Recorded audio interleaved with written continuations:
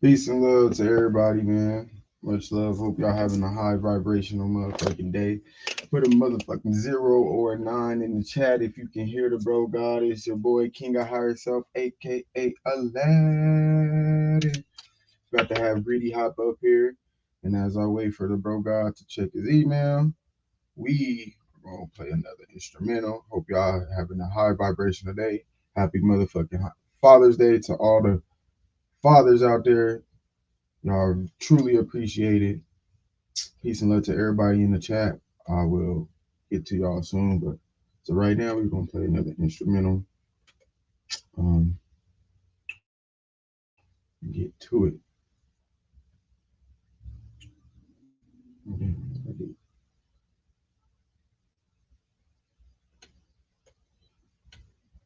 Mm-mm.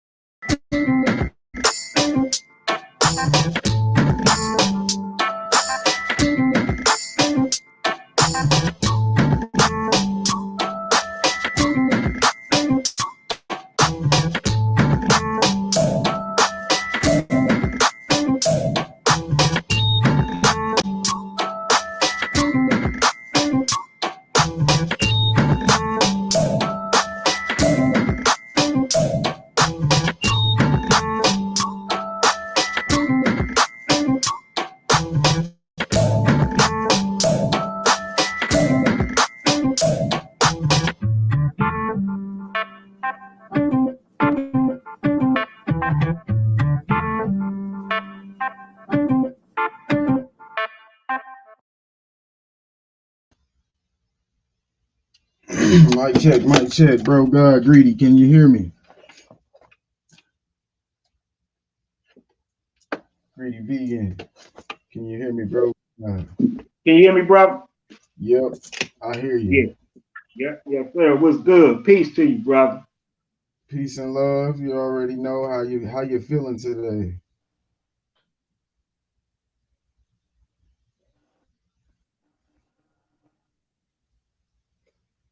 Mic check. Can you hear me, bro?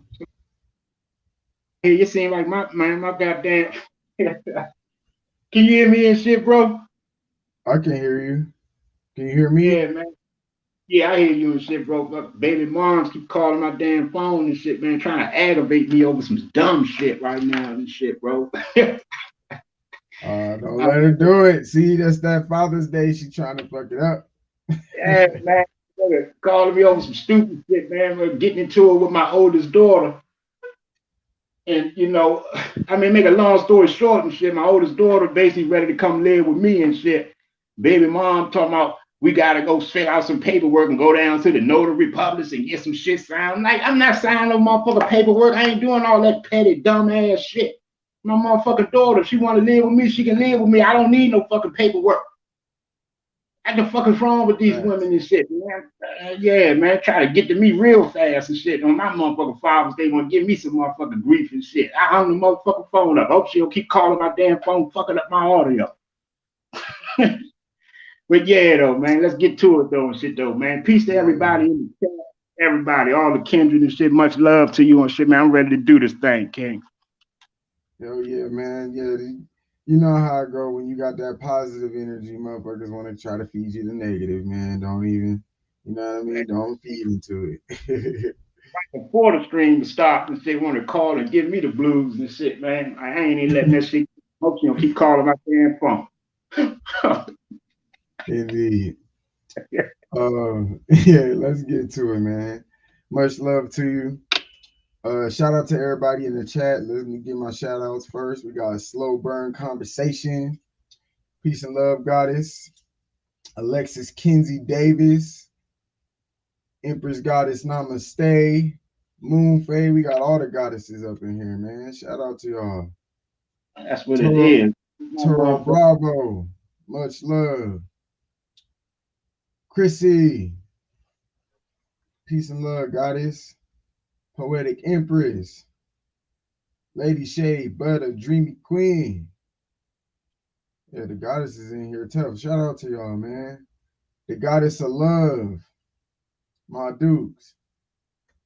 Smoke Signal. Bro God. Let's see who else we got. Make sure I don't miss nobody. Empress Goddess. Namaste. Think I gave you a shout out. Big O. Peace and love. Learning and building, brother from another. Bro God, what's happening? I think we got everybody, man. For sure. But yeah, man, don't let her fuck you up, Greedy. We about to get into it, man. I ain't letting that get to me. She almost took me there that fast and shit, bro. I always want to talk about paperwork and all this shit. Every time I talk to that woman now and shit, man, she sound like the goddamn district attorney or something and shit on the other end of the phone and shit, man. That shit be driving me crazy sometimes and shit, bro. But I ain't gonna let it get to me and shit, bro. Real talk. For sure, man. But yeah, man, let's get into it. First I want to talk about us going sober, not smoking that weed and taking the break from the Mary, you know what I mean? And letting our mind, be in this natural state, basically. And I want to know, first off, what made you decide to, go ahead and take a break from the marijuana and let your mind, be on a natural high, basically? What led you to that journey, bro? God, let's talk about it. I mean, truthfully, bro, it all started. I mean, it really started years ago. Shit, bro. I just been fighting. Real talk.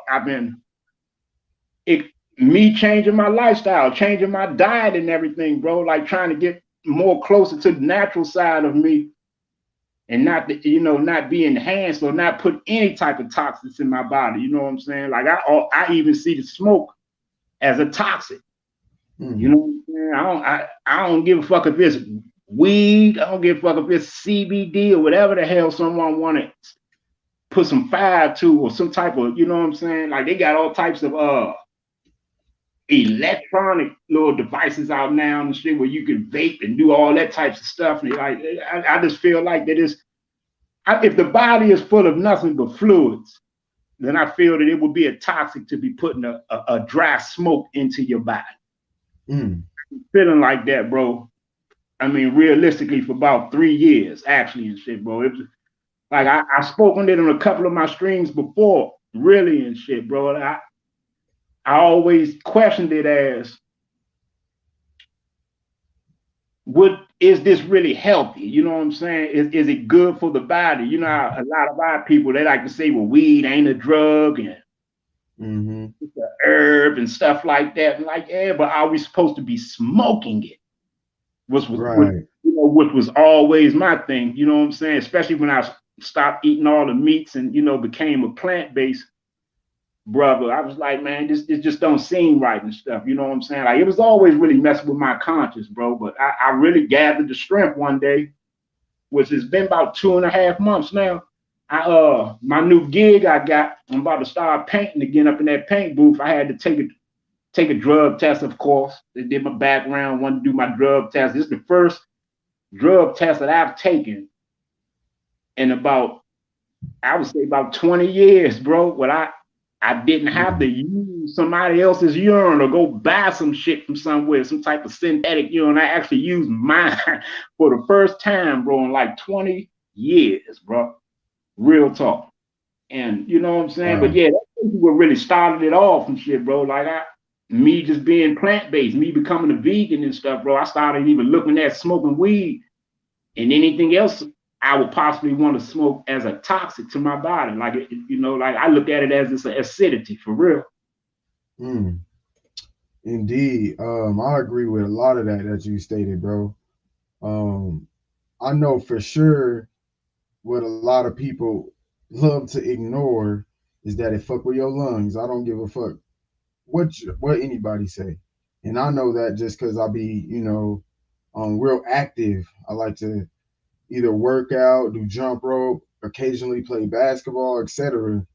And I can tell it still affects my breathing, even though it's only marijuana. But as you just stated, it's still smoke. You know what I mean? And then even considering the fact when we put it in these blunts, you still smoking tobacco. You know what Right. I mean? A lot of people try to act like the wraps ain't tobacco still. You know what I mean? So you still smoking the same thing that's in cigarettes and blacks and etc. You know what I mean? Even as a joint though, like you're saying, joint, pipe, any way you want to inhale the marijuana as far as lighting it up with fire and smoking it, you're literally putting chemicals that don't belong in your body in your lungs, and it has an effect. You know what I'm saying? And Right. me personally, I'm almost 2 months in on taking a break. Oh yeah, and a matter of fact, how long has it been? Yeah, go ahead and tell me how long it's been, Greedy, since you smoke. Yeah, it's been. I'm probably going on my third month now. It's been probably about, Okay. yeah, almost 3 months. Yep. Hell yeah, that's what's up, man. I like to hear that. Yeah, I'm about almost 2 months, I'm about a month and a half in.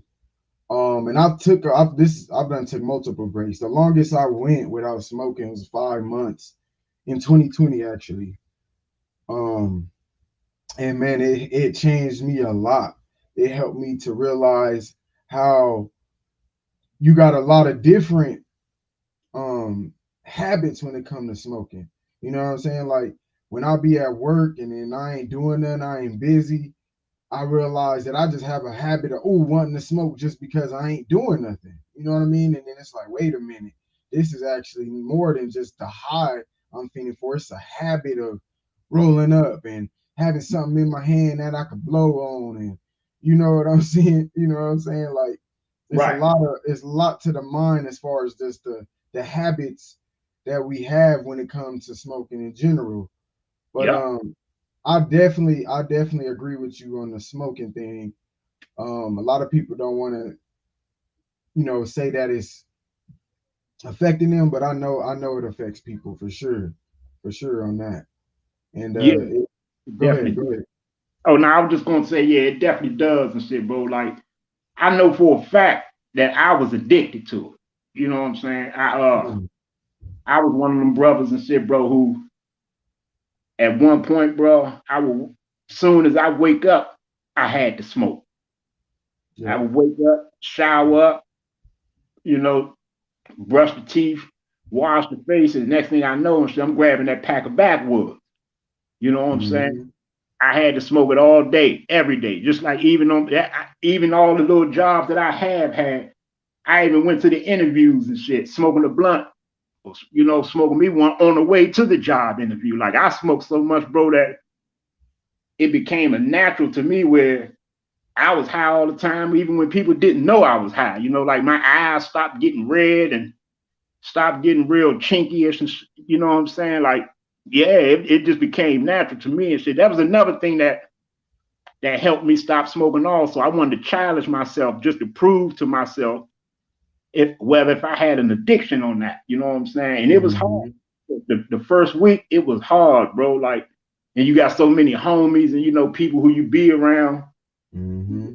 you just blaze it up. You know what I'm saying? So I get around them, and it was like it was an automatic peer pressure. Like they even before they can ask me or do I want to hit it or want to pass the joint to me, I'm already contemplating in my mind. It's just like, man, maybe I can go one more day. You know what I'm saying?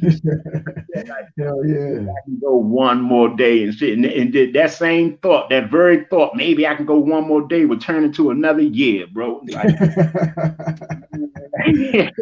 and I wanted to I challenge get it. myself and shit, bro, and make sure that I didn't have an addiction. But after I stopped smoking and shit and seeing how hard it was for me to stop and leave it alone, I knew for a fact that I was addicted. I had an addiction for it and shit, bro.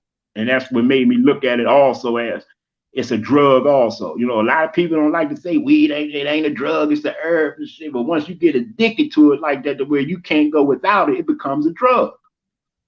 So do you know the definition of what a drug is, Greedy?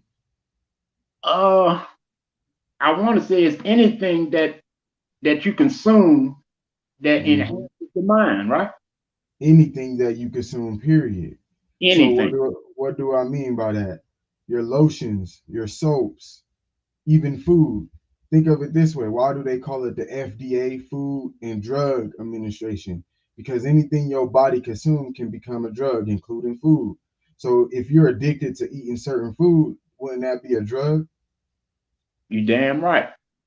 So you're 100% correct when you say even weed's a drug, because at the end of the day, when you consume anything and get addicted to it, there you go. You're hooked. You're a drug addict.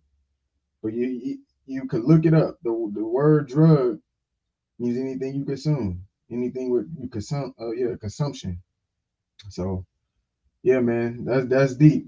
I feel you on the even the friendship, hanging out with your people, your peers, your family, and smoking. You kind of get to learn to see if you really do have a addiction, because when you're around people smoking and you can't fight the urge, that should let you know, especially when you already have your own personal goal of not smoking. Because I've been there before when you were saying, you're like, oh, I could just go one more day. Today won't hurt. And the next thing you know, it'll be 4, 5 months, 6 months, 7 months to a whole year. And you'd be like, damn, I remember a whole year ago I said I was going to take a break. You know what I mean? Or I was going to stop, you know. And a lot of it be from your peers though, like you were stating, because I'm around that, especially out here in Colorado. We abuse weed. We that's all we do around here. You know what I'm saying? Yeah. But I learned to really have self discipline. You know what I mean? And that's what it comes down to. That Mm. self discipline is when you know if you got or if you're addicted to something or not. When you got the true self discipline, you won't really fight that urge. I mean, you won't really go into that urge. You can fight it. You know what I'm saying? As soon Yeah. as you fall into your urge, that self discipline ain't there. And that was another reason why I had to break. Like I said, I took a break back in 2020, and then I think I took another break. I started smoking again. Then I took another break towards the end of 2020. And then I always take a break anytime I do a juice fast or cleanse, but I'll get right back to it right after. Just like when I'm done juicing, I start back eating, I would get right back to the marijuana. But this time, what I was catching though is like I don't like abusing the marijuana because that's another thing that I want to kind of talk about too. You know, even if you do want to smoke and you do like weed, because I ain't gonna act like I don't like weed. That's the shit. You know, I love weed. I ain't even gonna lie. I like the way it make me feel, the thoughts I get to have, the peace I get to have, the laughter and fun I get off of weed. But at the end of the day, we ain't supposed to abuse marijuana like that either. You know what I'm saying? And so Right. what I learned is that I have an abuse problem. You know what I mean? I could take a break. The next thing you know, once I start smoking it again, I'm back smoking like I'm Snoop Dogg. I ain't even gonna lie. I'm ounce by ounce. You know, and I was realizing like, am I supposed to even abuse this shit like that? You know what I mean? For real. Because I even think when we talk about, you know, it as a medicine, um, and even like the ancient times, I don't believe they abused it like we do now. You know what I'm saying? What you think about that? Man, I definitely agree with that, bro. Like I know for a fact I was abusing it and shit, bro. And I'm not even trying to exaggerate it. But man, bro, when we be doing these panels and live streams and shit, bro, when I was smoking, no lying shit, bro. I probably smoke a half ounce through a motherfucking 4 hour stream and shit, bro. Smoke Mm-mm-mm. back to back. Those motherfucker down there 2, 3. Y'all remember and shit. I used to like I'm getting ready to head out to the store and shit, go get me some papers and shit, go get me some beers and shit like that. I done ran out of motherfucking 2 packs of backwoods and shit. And, you know, getting low on the bamboo papers, getting ready to go roll up again and shit, bro. Like damn, I got to the point and shit, bro. I'm smoking damn near an ounce a day and shit, bro. Like god damn. No, I was abusing it and shit, bro. And you right about that, bro. A lot of our peoples is junkies with this shit, bro. Mm-hmm. They junkies with the weed. They just ain't smoking no crack or no dope or nothing like that. Right. But they chase that motherfucking weed high the same way that a crackhead be chasing that motherfucking crack rock Right. Talk about it. on some real shit, bro. And I done spoke about this shit on plenty of my streams before and shit, bro. Real That talk, is man. facts. Yeah, the motherfuckers just got junky habits with the way that they want to smoke that weed and shit, you know. And then another thing too and shit, bro, what really actually made me, I mean, I actually thought deep on it and I had to step away from it because my oldest daughter and shit, bro, she getting ready to turn 13. She it was rumors going around and shit, you know how the streets talk, neighborhood talk and stuff like that, man, that my daughter and her little girls and stuff that she hang out with, her little buddies and stuff, was trying to smoke weed and stuff like that. And I've been telling them their whole lives and stuff not to smoke anything. That's a habit that they don't want to pick up. Tell all 3 of my children that's just not something you want to do.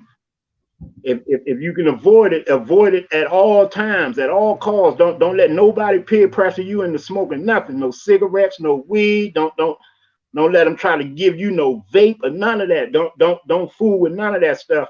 But I look like the biggest hypocrite in their eyes if they see me high, if they see me out Mm-hmm. on the porch smoking a blunt and shit like that. You know what I'm saying? Mm-hmm. I was like, Big yeah, facts. you gotta tighten up and shit, man. Yeah, it was a lot of things that factored into me putting it away for good and stuff, bro. But I feel good though now and shit, bro. I really do and shit. Now and I don't even think of it no more and shit, bro. That was my next question. I was gonna say, how have it been now that you been 3 months clear of marijuana? Like, what's the main things you notice? I know you talked about the lucid dreaming. I'm gonna save that because I want to build on that on its own separate topic. But as far as just like through your day to day and moving through the world and dealing with stress and like right now, you just explained you have a situation that was kind of stressing you out. A lot of people like, I need to roll up right now. Fuck that. She got me fucked up. You know what I'm saying? That would be the first thing people think of right then and there. So like when you just deal with your day-to-day basis, sober, how has it been for you, man? Go ahead and break that down for the people.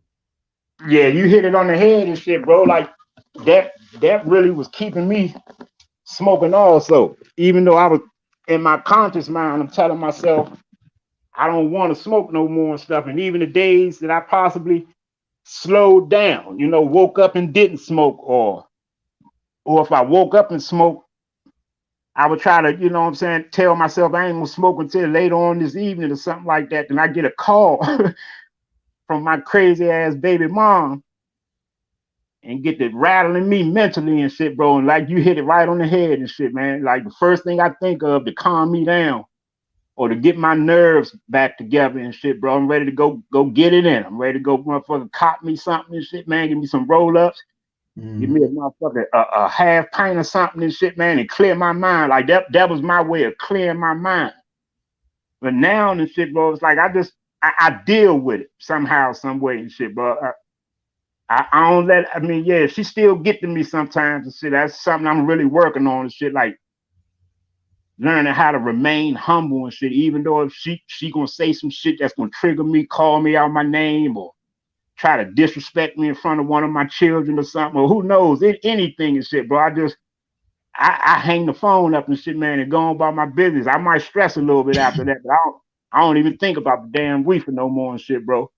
After like my first 2 weeks of me going without it, I stopped thinking about it and shit, bro. Then I Mm. watching other videos and stuff like that, other channels with people speaking on it and shit like that, and it would help me mentally and shit, to just not cope back to that and shit. Even my mom's and shit. Like my mom's was so happy that I stopped smoking because she said I used to remind her of my father and shit. My father was one of them brothers and shit, man, who I didn't meet my father until I was 23. But all the stories I heard of him and shit, that he was a great man and shit, he was a good dude, cool. Everybody loved him and shit. He loved music the way I love music. He was a DJ and stuff like that. And then he let them drugs turn him out.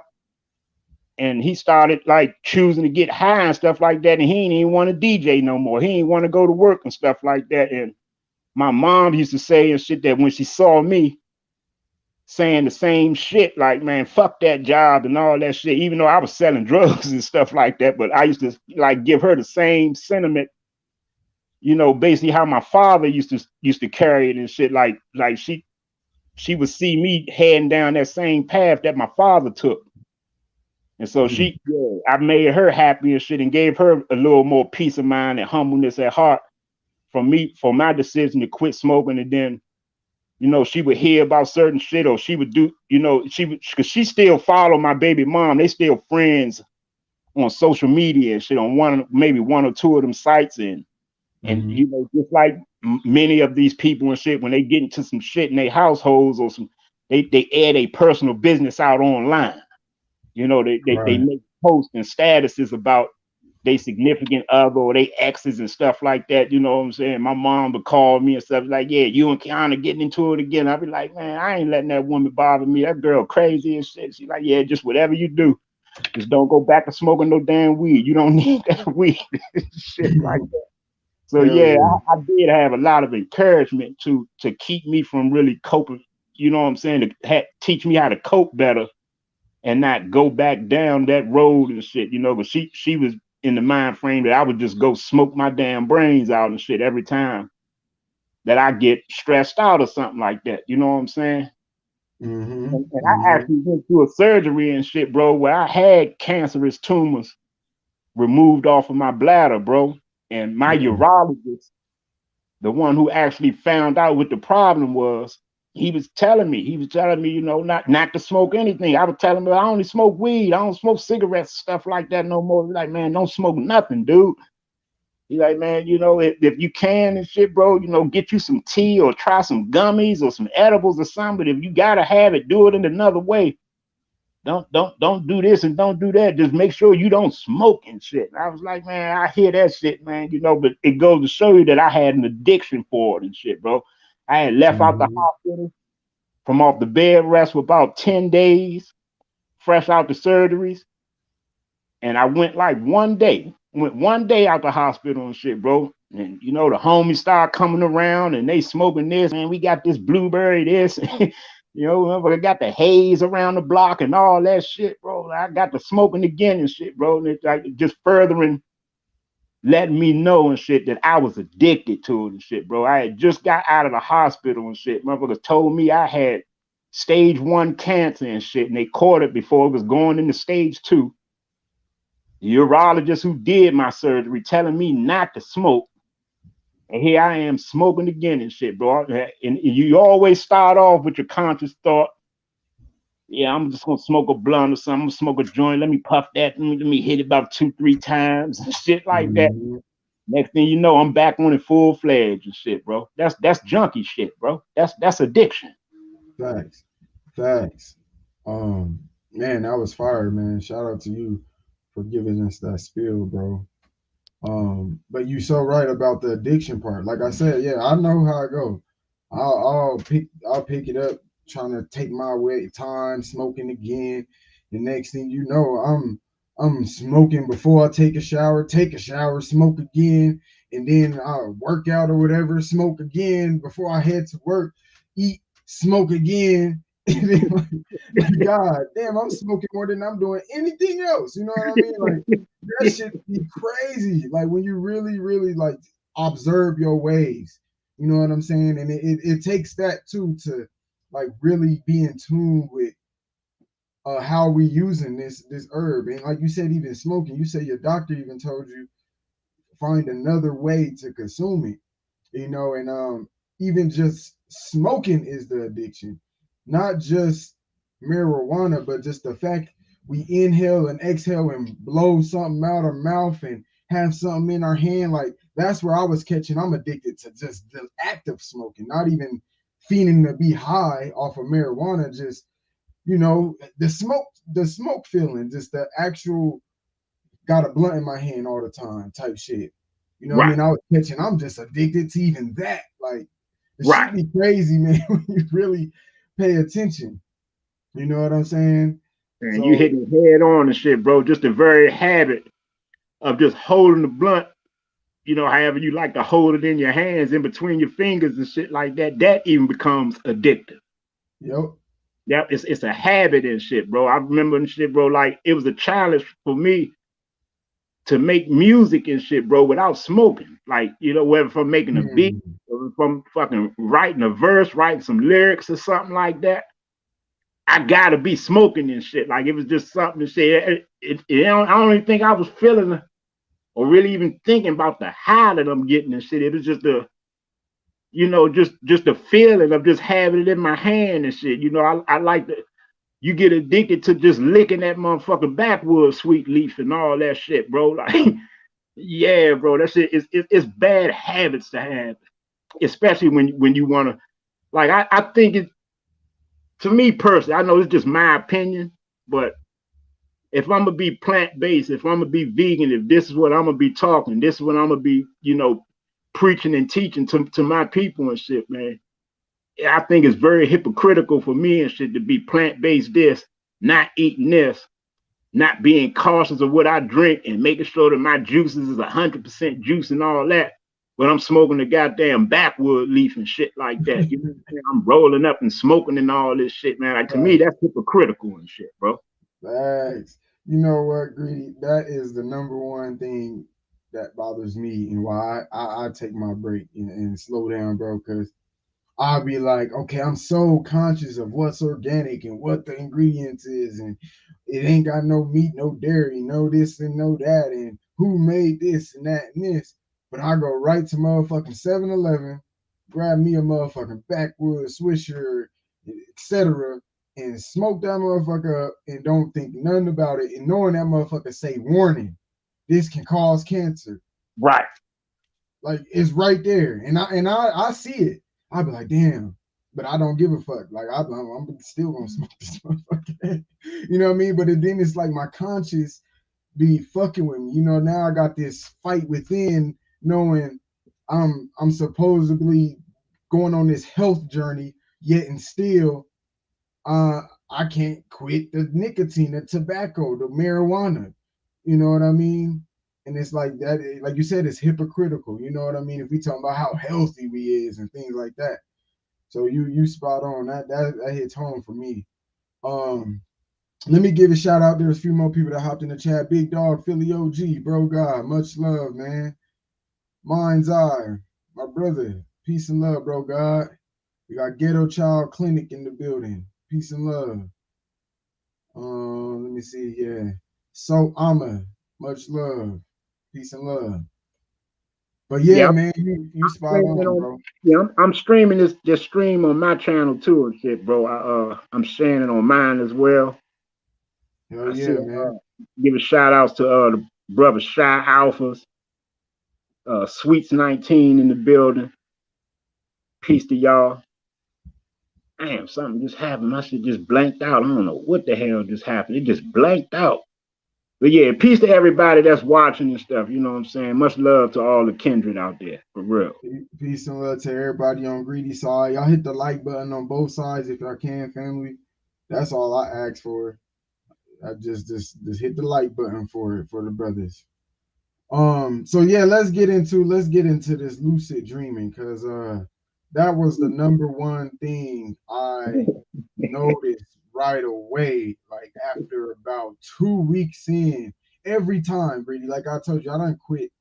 I done took my breaks and stopped smoking at least 3 times for solid periods of time. And every time I go at least 2 weeks, 3 weeks, my dreams be like in a whole nother realm, bro. Like I can remember the dreams. I damn near remember who I was talking to, where I was at, even if it's a place I don't know.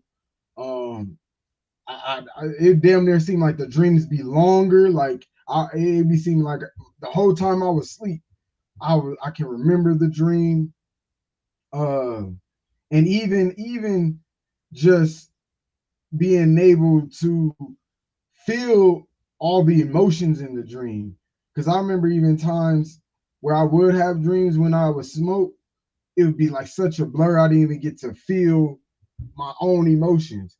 But then now when I wake up, it's like, damn, like I be having to realize like that was a dream sometime. Because I'd be like, damn, that shit was so vivid. It's so clear. Like I almost have to be thinking I was there and waking up kind of happy, like or sad, depending on what kind of dream. Like where am I at? But I do notice like my dreams hit so much clearer, bro, when I take a break from the dream. I mean, from the weed, man. So let's get into that, man. How your dreams been? Let's talk about it. Man, you speaking it, you hitting it right on the head and shit, bro. That was the first thing I noticed right away. It took me like I say that second week. I'm gonna say this too, bro. Like I'm telling y'all, bro, I think I used to smoke so much that I would crash out every night in like a comatose state, bro, where if I was dreaming, I would never remember it. Or some nights I just think that I didn't dream at all. You know what I'm saying? Because I guess I just went to sleep that high or something like that, bro. But I started noticing though, bro, like, damn, I'm starting to dream crazy as hell. And then not only am I dreaming this deep, I can actually remember the dreams. Like you said, some of them be nightmares and shit, bro. You know, it's wild, bro. It's kind of really like unexplainable somehow. I don't know how I can put it in words, but I find myself in certain places, bro. Like the dreams be weird. It's like it'll take me back into my childhood when I was younger, in my early teens and stuff like that. But I would have people like you know what I'm saying, or Sister Chrissy, or OG, Cousin Rashad, Cousin Crew and shit, would be in my dreams in my childhood though. Mm. You know what I'm saying? Which I didn't know y'all back then. You see what I'm saying? Mm-hmm. I even had one dream. I'm gonna go ahead and put this spill out there and shit, bro. Because I speak my mind and shit. I ain't really afraid to, you know what I'm saying, to talk what's on my mind. I had a dream that woke me up out of my sleep, bro, and I'm gonna tell you, I'm gonna tell you the whole story, bro. I was crying like shit, motherfucker woman and shit, like man, babe, you all right? I'm like, man, I just had the most horrific fucking dream I can ever fucking have. I say, I'm telling you, it's like my fucking dreams have went to just like a whole nother fucking level with it and shit ever since I stopped smoking and shit, bro. But I had a dream that my mom's had gotten to a severe fucking state and shit, like, and it was crazy because I found out about it in the dream on social media, on Facebook.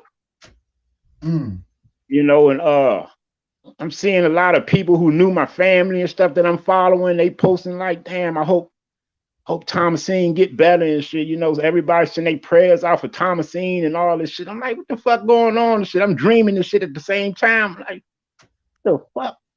I'm motherfucking go see my moms and shit, man. It's like she was in this fucking horrific ass fucking either stroke or, you know, a heart attack or some shit like that, man. And it fucked her body up real bad and shit, man. And that shit was crushing me and shit, bro. It was giving me the motherfucking business and shit, bro. Where I woke up out the dream, I'm in tears, my eyes bloodshot red and shit, bro. I had to call my mom's right away and shit, because that's how vivid and how real the dream felt and shit. Like, I'm thinking in my mind, I'm going crazy. Like, is this a damn message and shit? Did I see some shit in my dream that possibly could have happened in real life? I'm like, what the fuck is going on here and shit, bro? I'm like, man, this shit just don't sound right. Man, something ain't right about this. I'm like, yo, call my mom's and she's doing good. Everything's well.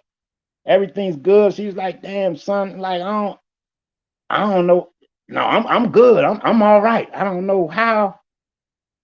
Damn, but your dreams affecting you like that? I said, man, yes, they is and shit. I'm like, damn, and then all the family meeting up and shit at the house, and we meeting up at my grandmother's house that I grew up in. This big corner house she had. We meeting up at the house, and my grandmother, before she transitioned, you know, she ain't been living in that house in possibly 20 years. Something, you know, 25 years. But the dream, all of this shit is happening. That's what I'm telling you, it'd be that weird and shit, King, because we on Facebook in the dream and shit. Facebook is around and Instagram and all that is around, and this is where I'm getting all these messages from of the bad news. But in the dream, the family is meeting up at my grandmother's house that she, when we were living there, none of these social media apps was invented yet. The internet wasn't even out yet.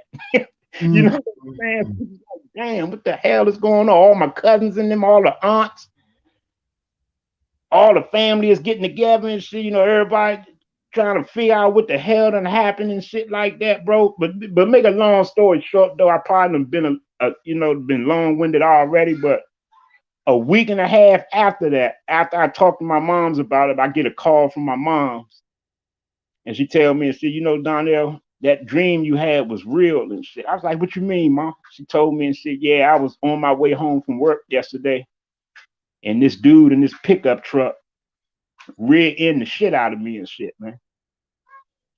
I was like, get the fuck out of here. He was like, yeah, I'm in the hospital right now and shit. He said, they're getting ready to let me go and shit, but I'm going to be off of work and shit for about 2 weeks. Wow. I was like, wow, man. Like, it's crazy and shit, bro. But my dreams and shit have basically shot rocket high. I can't go to sleep without dreaming, King. If I just take a fucking 10-minute nap, 15 minutes or something, if I happen to crash out before I got to go pick my woman up, and let's say I got to get her at 4 o'clock, and I end up dozing off or something, shit, just laying in the bed or something, bored, listening to one of these YouTube streams or something, and I just doze off at 3:30 or 3:35, 3:40, something like that. I crash out for 10 minutes and I'm already in a deep ass dream, bro.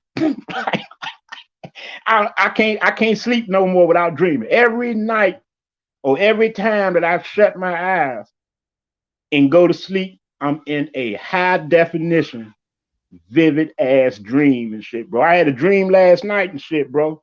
Just last night. where I was riding a motherfucking moped or scooter and shit somewhere in the city and shit. And my son was in the dream with me right behind me and shit on his little mini bike, little scooter, whatever the hell he had and shit. And we ride. I don't know where we going, but we just riding and shit, bro. That I be having some wild dreams now and shit, bro. Dreams that I feel like maybe I'm catching up on all the shit that I was missing when I was going to sleep comatose like that and how my damn brains like that and shit, bro. Like all the dreams, the time that I wasn't dreaming or I couldn't remember it or the dream didn't come through that clear. They all coming through HD now, 1080. You hear me? The truth is coming Hell through. yeah. Man, bro, you said a lot, and that was real deep. Um, also, everybody in Greedy's chat put a 0 or a 9 or any number just to let us know if Greedy's audio good, because they were saying it was an echo, but Poetic Empress said it's cool now. But just to double check before we move further, they say you had an echo on your side, but just want to say that real Let quick. me look into it and shit. Let me see. Let me look into it. She shout out to my, oh, I see it now. Oh yeah, she say Poetic Empress, peace to my sis Poetic. And say Sweets 19, Mommy Chula. You got learning and building. Yeah, I think we're good now. All right, for sure, for sure. I think we're good now. So Alma, what's good? Hey, hey. But yeah, you got it, King, and shit. I ain't want to be too long-winded, but yeah, Oh my no, you dreams is good. off the motherfucking chain now and shit, bro. Now it's off the um, chain. some you said that's real deep, bro, is how it's connecting to like the real world, your dreams, basically. You know what I'm saying? And see, me when I've been dreaming lately, that's what I've been getting uh with me, with my journey. Like like you said, I'll even go to sleep. I've had times where yeah, I'm listening to y'all on the panel, or I'm something's on the TV and I happen to slip away, or I'm just thinking to myself, you know what I mean, about deep thoughts, and I'll fall asleep, and everything I was thinking about will pop up in my dream. You Mm, know, and that's where I would have to like wake up and realize it was a dream, because everything I was thinking about in this reality was happening in the dream world, and I would be like, oh shit, like wait a minute, was I dreaming or was that real? Man, I even had a dream. I'm gonna go ahead and share one of my dreams, man. Um, my girlfriend at the time, it was when I first had quit smoking. Um, she I had a dream about her being in St. Louis, man, for some reason, and I was there with her, and we was at like some little get together or something like that with her peoples, and I realized like it was some one of the homeboys, one of the OGs, man, from St. Louis was there. He lived out here, but like my conscience knew that he was from St. Louis, and he happened to be there in that dream as well. And so he was all in the dream. She was there. We was all mingling, and then she was like trying to interact with me on like some sexual lover type energy, you know. But it was kind of weird because I remember like we ain't together. You know what I'm saying? But it mm, was like that type of energy, and so it was real deep. It was real deep. A real deep dream to where a dude came in there and was like tripping that I was like talking to her. You know what I mean? So he tripping and her homegirls was tripping, etc. Right? So I kind of wake up out the dream, like it was real vivid, and I wake up out of it. Next thing I know, bro, I can't make this up. I call her and I tell her like, yo, I just wanted to check on you. I had a dream about you. She's like, okay, for sure. Woo, woo, woo. To find out, bro, she was in St. Louis literally mm. that day, and we chopped it up for like 15 minutes. I get off the phone, and like 2 hours later, Greedy, she called me back, bro, talking about the dude she was fucking with out there done hit her, abused her, this and that. And I was like, what the fuck? I just had a dream that was very similar to this type energy. You Mm. get what I'm saying? And it fucked my mind up even more. Like, what is really going on. You know what I mean? Like, was this a message, or was I connected to her telepathically to where my intuition was getting some a download or something? And it like it fucked with me intensely. You know what I mean? Like, wow, like, was I supposed to say something to her before? I mean, I didn't go into detail about the dream. I just told her I had a dream about her and I just wanted to say what's up. But yeah, she called me like 2 hours later, bro, and she was dealing with that. You know what I mean? And she ended up leaving. You know, everything as far as what happened to her. She left that situation, but it was just fucking with me how that same night, bro, I had the same dream, and I was out there in St. Louis, and I didn't, mind you, I didn't know she was in St. Louis. I didn't know that. I didn't know she was in St. Louis messing with some other dude, bro. And she was out there in St. Louis when I called her, and that happened, man. And it like, yeah, that shit fucked with my mind. But what I realize even now, like now that I dream, because I have a dream journal, right? Hmm. I started realizing like, yo, especially after that, but I was writing dreams before that. You know what I mean? Because I heard people say, write a dream journal. Whoop, whoop, whoop. It helps you with like knowing how your consciousness work, your subconscious, your spiritual journey, etc. Right? So I'm like, all right, I'm gonna tap in. You know, I like to experiment. I always tell people the best experience is experimenting. You know what I mean? So I Hmm. experiment with things. So I decided to start experimenting with my dreams and writing them down. Even if it's just like a paragraph, 2 paragraphs, or whatever. But when these dreams be real vivid, it be like, shit, I would have to put about 30 minutes to the side because I know I got to write all this down. And lately, what I've been realizing is like the things that be on my conscious mind literally tap into like my subconscious, aka the dream world. So what I mean is like, man, I could have a dream or I could have a situation going on in my life, and then next thing you know, that pops up in my dream. You know what I'm saying? I can have I'm trying to think of a situation. Okay, like I was dealing with a female not too recently, and we ain't been talking like that.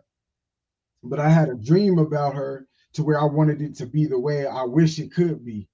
And Hmm. it fucked with me because I thought it was really happening. I'm like, oh shit, like how did this happen? You know what I'm saying? In the dream. Yet when I wake up, I'm like, oh, you know what? I know what that is. It's just my mind is letting me know that she's consciously or subconsciously, um, I still have feelings for her. I still have this about her. You know what I'm saying? And it's like basically kind of altering between both realms of the physical realm, the physical reality, and that subconscious spiritual dimension. You know what I mean? Like your dreams, your mind, I'm gonna just say your mind, because really your daydreams could connect to your night dreams. Because that's basically what is happening when you're thinking, you're daydreaming, especially if you're like in a deep thought or meditative thought. You can wander off into wonderland with your eyes open. You get what I'm saying? Right. And what I've been realizing, especially now that I'm sober, because I wanna make it clear that both of us are real clear with our mind as far as not having uh no illusions of a marijuana or anything like that.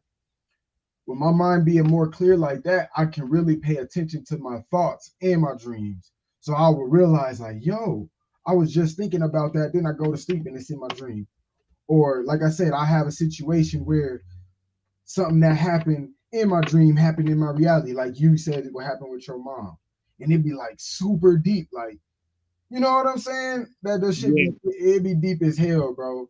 So what I would like to say is, man, if you can, greedy, write it, get a dream journal, or even if you're in your phone and your little notes, whatever you can to start noting down what you're dreaming, and it'll help you like know yourself more, know how you really think, help you understand that certain things may just be on your mind so much to where now you're dreaming about it. You know what I'm saying? Now you go into that realm and you're dreaming about it because consciously in this physical life, reality life, that is on your mind, or subconsciously it's on your mind. You may not be thinking about it all the time, but deep down in the back, You know what I mean? It really is. That's why you dream about it when you rest, because your body is getting the full rest and you're not thinking about working and money and the stress and the kids and whatever you're dealing with. When you Right. literally go to sleep, you resting from this whole realm, this whole reality. So now whatever your mind didn't have time to process that you've been dealing with, it may pop up in the dream world. And I advise that for everybody that's listening, man. If you really tap into your dreams, write it down. You know what I mean? But yeah, go ahead. I don't want to be long winded either. Go ahead if you got anything to say, because I'll keep ranting. Nah, you hitting on it and shit, bro. I definitely get what you're saying and shit, bro, because I be doing the same shit, bro. Like I think about certain shit in the days, or like you said, being a deep thought about something, and before you know it, I done dozed off, and whatever I was thinking about, it happens in my dream. I want to ask you on shit though, bro. Like, what do you think that is and shit, bro? Do you think that's what some people would call like a download or something and shit, or something in that nature? What possibly do you think that can be and shit, bro? Like, how is it that we could like, is these messages and shit coming from somewhere or something? Like, how can we like dream of something before it happens? Like, even if it don't happen to the T, but it's kind of like you said, that same type of energy. You dream something bad happens to somebody, and it may not happen to them the same way you dreamed it, but you end up talking to them later on or the next day, and you find out that something bad happened to them and shit. Like what would you call that, bro? Like, what the hell Oh, is that and shit, bro? we can say a download. We can definitely say a download, but what I would like to say to make it simple for us all is that your mind is really tapped into the energies around us. So when you are clear minded, everything is energy or a frequency or a vibration. So certain vibrations may be clear for your brain to tap into, and you get these messages or these visions or these dreams, right? Or your mind is so clear because it's sending off vibrations and frequencies, because that's what the mind does when we have thoughts. It's still a vibration or energy, and it sends out into the universe, for the lack of better words, or the energies just spread it out to where it can manifest in a sense. You can, if you think, whatever you think about can become. I mean, anything that you ever accomplish, or even the bad things in your life, as far as like your personal life or the things you do on the regular, there was some kind of thought form you may had that created that reality. And I think your dreams is another sense of that. I think it's that, and yeah, I could say downloads if we want to call, use a word, yeah. But it all comes down to the energy that is being put out and you are putting out, and these frequencies are crossing each other, or they're being sent to people, etc. You know what I'm saying? Um, and I honestly think it could be like even deeper, like Chrissy just said, maybe you're psychic. I mean, I don't want it to be like too like lost in like you got this super psychic power, but more like your intuition. Your intuition is very clear. You know what I mean? Your intuition is very, very clear, and your third eye is able to pick up on certain things. Mm. You know what I mean? That the two eyes can't see, because at the end of the day, that is what is being activated when we dream. You know what I mean? You create a whole picture. You can create your mom. You can create yourself. You can create your friends, your family, your whole earth, the sun, the ground, and everything, and literally see it without your two eyes literally seeing it. That's your Right. third eye. You know what I'm saying? So your third eye is able to activate and tap into certain things.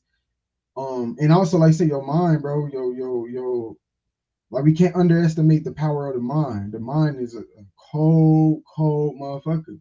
So when you sending out certain frequencies, um, it definitely, bro, can. just be you creating things or you receiving things, either you giving or receiving. I think it's a little bit of both as far as the energy we get in our dreams. But it's the same with daydreams, bro. I don't have daydreams that's been that clear to where I, seen something in a daydream and it happened, or had a thought, and it'd be like, damn, I was just thinking that, and then it popped up right away, boom. You know what I mean? And I just think a dream is a more illustrated way of that.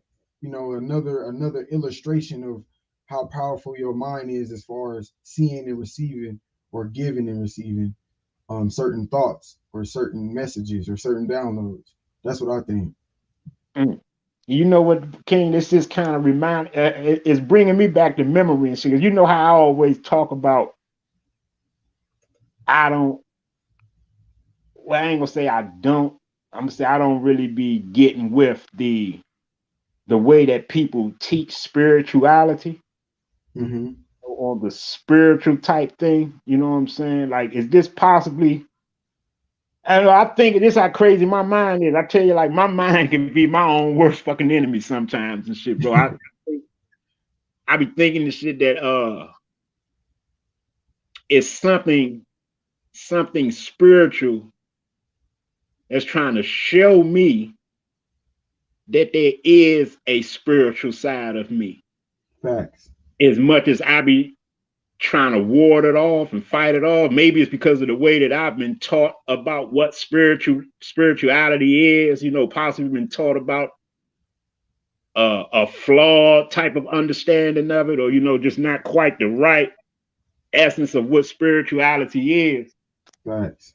I be feeling like this maybe my spiritual side is trying to show me and give me signs that it's real, even though I be trying to ward it off. I be trying to like Facts. blot it out my mind like it ain't real and everything is physical, like I had to not gotten my health situation and shit, bro. And even before that and shit, bro, it wasn't just my health situation, bro, but I always had a question in mind, especially when it came to like people healing themselves. And we came up with a lot of our elders being Christianized, Mm-hmm. and they would get into bad situations in their life and they would say, well, I heard people say, well, God ain't gonna put nothing on you that you can't handle, and uh well, you just need to stay in prayer about it and stuff like that. And I always had a question in mind, like, nah, like hell no, you gonna have to get out here and do something to make a change. You can't just pray some shit away, or and Mm-hmm. they would say God ain't gonna put nothing on you you can't handle. Like, man, shit, why would he even put it on me in the first fucking place? Knowing that it's gonna crush me like this, you know what I'm saying, and stuff like that. So that's what I'm saying. Like, I may have had a flawed way of trying to sense or get a good understanding of what spirituality is because of how I was taught with a lot of the Christianized people and religious people around me. But Facts. I'm starting to see it a little different now because, like I say, I know that I literally dreamed that something happened to my mom's and shit, bro. And a week later and shit, bro, she called me and she's like, Donna, you remember you called me that morning and you told me you had that dream? She's like, yep, someone just rear in me in the fucking pickup truck and shit and fuck my damn car up. And I'm in the hospital and shit. I got this tingling feeling in my body that just won't go away. And doctors trying to put me on all these pain medicines and stuff like that. I'm and I've had dreams also and shit, bro, where I was like in front of the family, like not necessarily teaching them, but just dropping jewels on them on why I went plant based. Because it's it's me and my younger cousin. My younger cousin and always looked up to me. Not my little brother. I got a little brother also that's 5 years younger than me, and he don't listen to a damn thing I tell him and shit, bro. Nothing. He don't listen to nothing I say and I shit, bro. got a little brother like that too. That's why I'm My little laughing. brother, man, he done did more time than me in the prison and all that and shit, man, because he just simply won't listen and shit. You know what I'm saying? And But Damn. I got a younger cousin that always looked up to me as if I was his older brother. Okay. Throughout the Israelite journey I had when I was an Israelite, he ended up wanting to come around and learn about that, you know what I'm saying? And he ended up changing his ways, and me and him started looking into getting away from meat and stuff around the same time. And me and him, and I got a big family and shit, bro. I got 7 aunts, and I got probably about 20 to 30 cousins. And me and him are the only ones in the family that's vegans. We're the Mm. only ones, you know. But I've had dreams that I was in front of the family, you know, dropping jewels on them, and how important it was to eat healthy and how they can heal themselves and reverse a lot of their health issues like high blood pressures and, you know, diabetes and stuff like that, and tell them, you know, giving them certain herbs that they could look into and changing of their diets and stuff like that. And then I've had dreams of me doing that. And then, you know, next thing I know, my mom's come around and shit, bro. Mom's come around. She like my mom's basically live like pescatarian now. She don't really eat no meats and nothing like that, but she do nothing but vegetables, fruits and stuff like that, but she still eat fish. Mm-hmm. You know what I'm saying? But a lot of that stuff happened like right after I dreamed it. Like I dreamed that I got through to her, and then next thing you know, she's living it now. You see what I'm saying? So like, yeah, I think it's really like I think it's my own consciousness and shit fucking with me and shit, bro. Not trying to show and reveal to me and shit that I'm a spiritual being also. Just Facts. not the way that I was taught it to be like and stuff. You know what I'm saying? Yo, check on your end, Greedy. They saying it's messing up on your end again. Check real quick. Yeah. Oh shit. Hey, you know it's crazy and shit too, bro. Something told me and shit to hit that link on the phone, because I was getting ready to hit the link on my computer, but I didn't want to mess it up because I knew that I was going to be streaming and I didn't want to have no echo and shit coming from both of our channels. And then I'm trying to talk through the mic while I'm streaming on your channel. Right, So right, right. I linked up with you on the phone. Yeah, it was something Okay. going on with my computer and shit. I just restarted it and shit. So to all of the ones that was watching it over there, if they tuned in or tapped into this joint and shit, I done reloaded the joint, rebooted. I'm getting ready to share it again over there.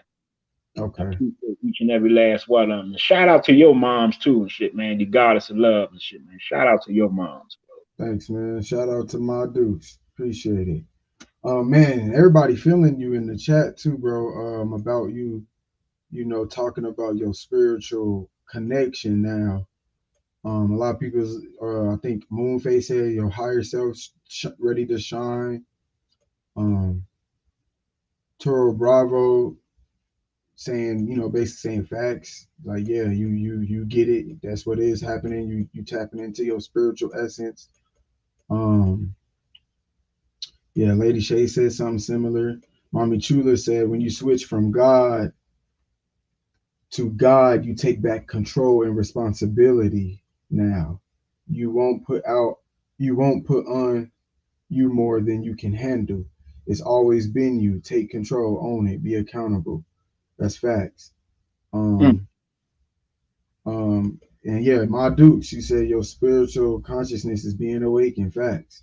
So they get it. They feel you. It resonates. Yeah, you getting gas, fire, everybody feeling you. Greedy. Shout out to you, bro. Hey, I love all of them and shit too, brother. Yeah. And I think a lot of the things why I think a lot of people is showing you love like this because we watched your journey, bro. Because I'm so happy you brought the spirituality into it because that was another reason why I wanted to do this with you after you told me you was having dreams. Because I remember I hit the group chat like, y'all, my dreams is on one. And you was like, I've been trying to tell them, me too, bro. Woo, woo, woo. And I was like, you know what?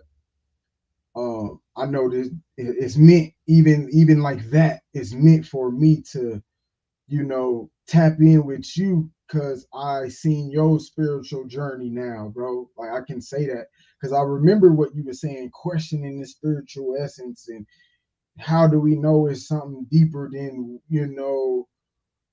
what they saying and what kind of messages or downloads or things am I gonna get because I ain't had none of that and this and that. But the thing is, bro, you tapped into your journey. And I Mm. remember telling you one time on one of your panels that spirituality is the individuality. You know what I'm Right. saying? So you are individually doing your own journey and the way the universe works, the way energy works, based on how you move, because you when you're moving, you're a ball of energy yourself, you're going to collect certain frequencies and things. And now I think now that you're tapping in and clearing your mind more, because like I said, when you clear your mind, you are allowing more frequencies to come in through those questions, because a question is the quest I on or the quest you on. So those questions you're on is starting to get answers in your own way. And I believe that your dreams and you tapping into this lucid dreaming is starting to show you there is a spiritual essence that you have on your own, that individuality. It ain't gonna be nobody on this YouTube or no guru in the streets or none of us that can really help you tap into that spirituality. But now I believe that the dream world is kind of showing you that. You know what I'm saying? Especially with the clearer mind. Um, and yes, bro. Like when you dream, it's definitely the spiritual realm. Mm. Straight up, it is. Like you can't really, just like you said earlier, you can't really explain it at times. You think about it. When you dream, it's not like you decided, hey, you know what, y'all, I want to dream, and you just go to dream like that. No, it's like it comes to you. Like you don't really ask for it physically in this realm. It's something that comes to you. You know what I'm saying? Spiritually. And it's always your own dream. Going back to that individuality. Just like we can break down these dreams, but what you really experienced and the emotions you felt and even the thoughts you had in that dream. Because that's the other thing. You can have thoughts in the dream, which even is like even deeper because it's like a realm on top of a realm. How are you thinking in this reality as far as the physical to where you're dreaming, the thought becomes a dream, but within that dream, there's another thought.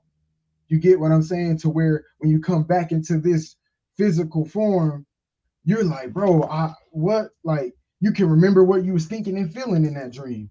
And then it's now confusing you because you thinking it was real or not. You're like, wait a minute. Was that real? Because I swear I was feeling this way and I had this thought because this person did that in the dream. But yet that was just a really another version of a thought. So it was like a thought on top of a thought. And it's like, how the hell you explain that? Like that ain't nothing physical. I can't physically just create that again, like on the spot. You know what I mean? Just like, you know what? I'm about to do that again. And I think there is a level of doing that. I do think there's people that can. And the reason why I say that because my dreams has been that strong lately. Like I'll wake up in the middle of the night out of a dream and I'll be like, damn, I was dreaming. Maybe I gotta piss or something, use a restroom or whatever, drink some water. I'm up for like another 2 to 5 minutes. The next thing I know, I go right back to sleep and that dream pop right back up, bro. It'll pop right back up. And I'll be like, damn, how the hell that happened? Like Mm. I'm able to go in and out of my dream to where I'm talking about what I mean, greedy is like I have a dream, wake up, drink some water, whatever, go back to sleep, and I go right back to that same exact dream I was having. And then be like, what is this? And I'm at the point where I'm figuring that out for myself. You know what I mean? I do like ask people questions or look up some shit to try to see like, damn, what does this mean or how am I doing this or woo woo woo. But what I also learned is that's why I write the journal. That's why I write the journal because like I said, spirituality is the individuality. The quest you are on is sometimes the only way you're going to get the answer is realizing you got to answer it, nobody else. You know what I'm saying? So I think these dreams are sending messages to us individually to let us tap into our spiritual essence. You get what I'm saying? Right. So shout out to you, man. I definitely think it's that because I know you've been questioning it and talking about spiritual essence. And I even see you made I see you made an instrumental called Meditate and stuff. I'm like, look at Greedy, man. My dog. I'm like, he tapping in a little bit more. I see you, man. It's beautiful to see your journey, bro. Straight up. I ain't gonna lie, man. I appreciate it, shit, bro. And I'm telling you, now I think about it and shit, bro. You got me thinking back now and shit, bro. Like, this shit's always kind of been happening and shit, bro. But I just never was paying attention to it and shit, bro.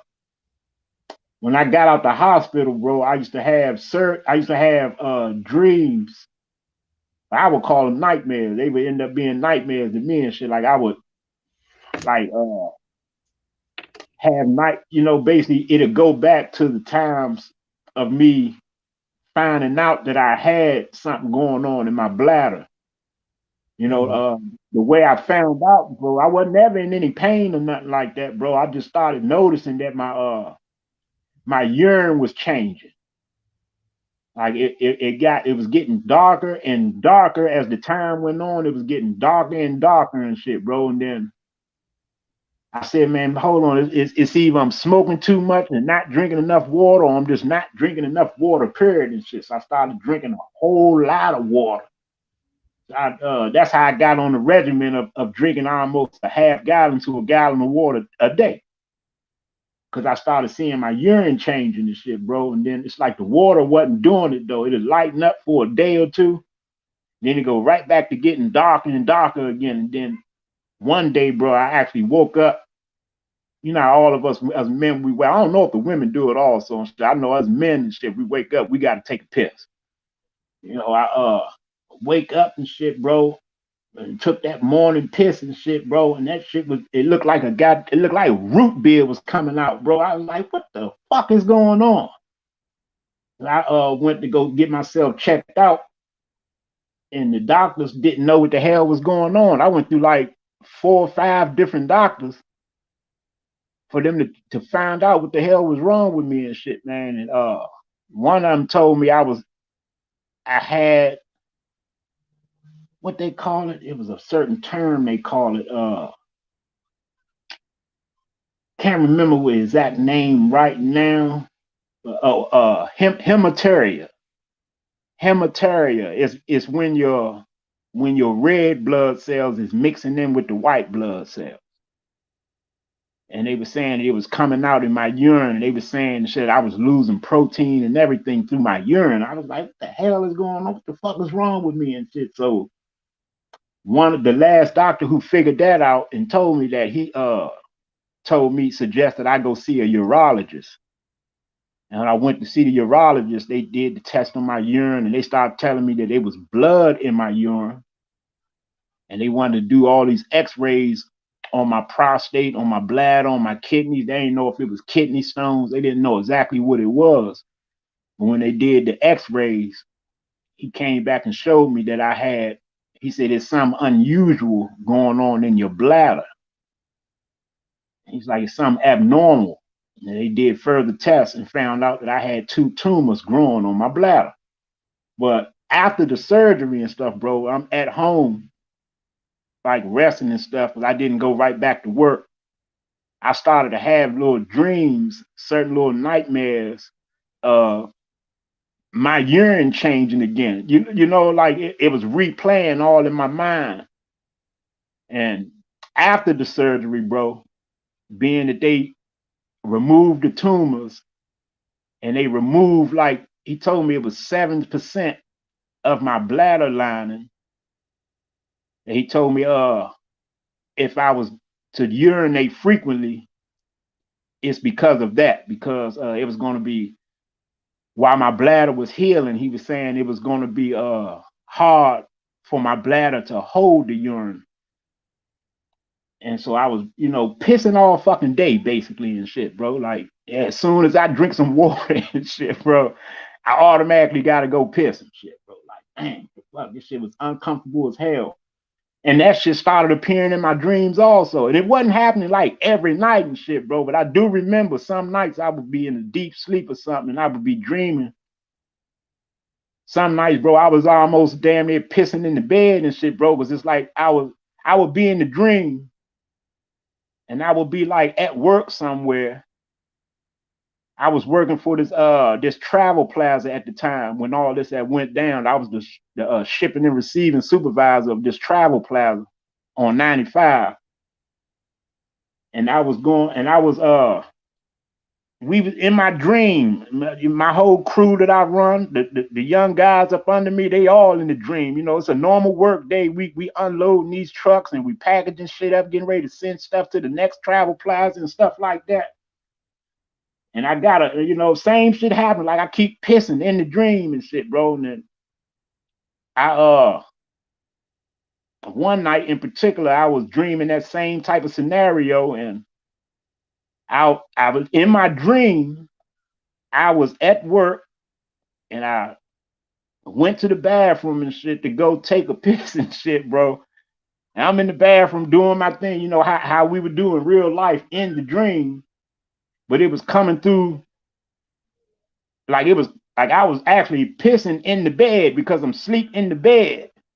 But in the dream, I'm pissing in the bathroom and shit, bro. And I wake myself up and shit, bro, because I started to feel the shit running down my damn legs and shit. Like, man, what the fuck? You know, like it like the dream in my dream I was pissing and shit. But in the real world and shit, I'm pissing at the same time too and shit, bro. Like, so now I think about it, bro. Like I really have been going through certain little spiritual things, I guess, and I was just totally unaware of it and stuff. Or like I said, I was fighting it off by me trying to convince my mind that everything's physical.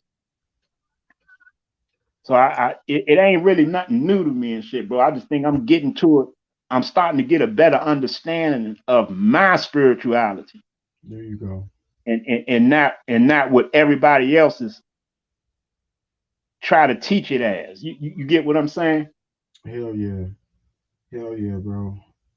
See, that's deep as hell, bro. That's so deep how you explaining like just your whole journey with you know, the illness you was dealing with, your tumors and peeing and how it connected to your dreams and man. And like I said, it's all individual. Spirituality is individuality. And that's the other thing about it. Like when we talk spirituality, I think the problem is a lot of people want their journey to be like others or try to make their journey like others. But ain't nobody's life like each other's. So how would our spiritual journey be the same? You get what I'm saying? Like that's not how the way the life works physically, mentally, or spiritually. Like ain't nobody's journey the same. But when you really tap into yourself, you'll get your own understanding of what spirituality is. You know what I'm saying? Yeah, it go deep, bro. That shit goes real deep with this dream world and the connection with the dreams as well. Um, also, do you catch yourself meditating more? I wanted to ask you that as far as now that you know you don't smoke and you know you're taking a good cleanse from it.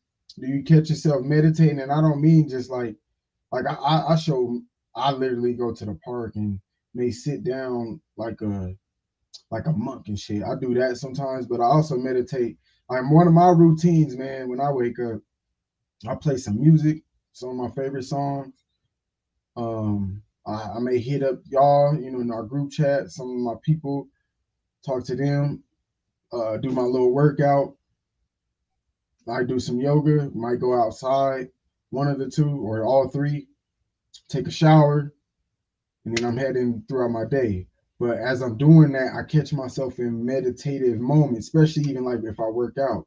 You know, I catch my mind really going, or when I'm listening to music as I'm showering and getting ready, I catch my mind really going. So that's another form of meditation. But do you have any like routine or anything that helps with your mind now that you know you sober as far as connecting to your own journey and being able to free your mind a little bit more and get clearer thoughts? Do you have anything like that, Greedy? Oh yeah, I definitely do, bro. Like I always used to try to meditate, bro. It was hard. And mainly it was because of how the videos I was seeing you put out. You know, all your little, you put your little short joints out, you edit them joints up and shit, you know what I'm saying? I was like, man, brother King really be getting in over that joint. He planting his feet in the ground and everything, you know what I'm saying? I used to peep that. Mm-hmm. I, damn, man, maybe I could step my game up and shit and do a little something, shit, see what I could tap into. So I started sun gazing and stuff. I had a routine. I stopped, bro. I need to get back to it and shit, bro. But I definitely did used to sun gaze. I used to get up in the mornings and catch the sun when it be coming up, when it be red before before Mm-hmm. before it actually turned bright yellow or orange, just however whatever color it turned to. But I Mm-hmm. catch it when it's coming up and it be red. And I used to sun gaze so much, bro, that I was able to come out at 2 in the afternoon, 3 in the afternoon when the sun is at its brightest and look directly into it, into the center of it, and it wasn't hurting my eyes. That's how much I was sun gazing, bro. I Mm-hmm. used to see a little black dot in the middle, in the very center of the sun. It's almost Mm-hmm. like it's a light bulb or some shit. You know how them light bulbs be having that little mechanism in the center of it. It's almost like I Yep. could see that in the sun, like some type of mechanism that was in the center of the sun, and I would see that. And I started trying to meditate, but it was hard for me to meditate because I told you the way I was taught shit, I would try to do it the way that I was taught it, and not, it coming about natural for me. I would try to do it, sit in a room of quietness, and I couldn't stop my damn mind from going and shit. Like I would sit there and shit, and I would close my eyes, and I would just try to clear my mind. Because that's what I was taught. I was taught that meditation was the suspension of all thoughts and stuff like that. I was trying to do that, and I could never stop my mind and shit. It used to drive me a little more crazy because I was like, God damn, I'm starting to think about shit that I normally wouldn't think about, or I done got into it with my baby moms and shit, and I can't keep thinking about what the hell she done said to me or something and shit, or the argument we just had, or how I just had to cuss her ass out again or something like that. And Mm-hmm. it would never clear out my mind and shit, bro. But as you said and shit, bro, once I stopped smoking, I don't know how, bro, but it popped up in my YouTube like algorithm one day and shit, bro. I got turned on to the sound frequencies, the sound waves of the, Mm-hmm. of the 432 hertz and the 528 and Yep. the 736. And it was certain little frequencies and stuff, bro. And I found this one that I just like. I used to like the sound of it. It was like these like chimes, these little tingling bells and chimes that just give off this nice little tone and sound and rhythm to it. And now I meditate off that going to sleep every night. I put Wow. my ear pods in, and I crank that 528 hertz up and get them chimes going and shit, bro. And before I know it, bro, I take a couple deep breaths. And before I know it and shit, bro, I done all the thoughts have been suspended naturally on its own, and I'm into a deep ass dream somewhere. Shit, bro. Wow. Yeah, That yeah. that's so deep, bro, because I resonate with that because that's how I started too. Like, like you say, you see my videos, I'll be like in monk mode. I'll be looking like I'm like the motherfucking monks and shit, crisscross applesauce, deep, boom. But for me to get there, it started with what you're saying, bro. I literally started with the frequencies because it was hard for me too. I'm a hell of a deep ass overthinker still to this day. You know what I mean? But I started like, you know what? I'm gonna just go to sleep to the damn noise. I'm gonna just play it on my YouTube, boom, and I'll lay there and I'll listen to it, breathe. And what I also learned is that helped me sleep better too. I get hella better sleep sometimes. Just I'll turn it down to a certain a certain volume, Right. and I'll be gone. And next thing you know, my dream be off the chain just because of that too. You know what I mean? Like that helped the dream as well, the rest and the dream. You know what I'm saying? Yeah. So you on point with even just tapping into the frequencies. That helps just level out your mind if you're not able to go ahead and be quiet, listen to quietness, and just sit there in darkness and meditate.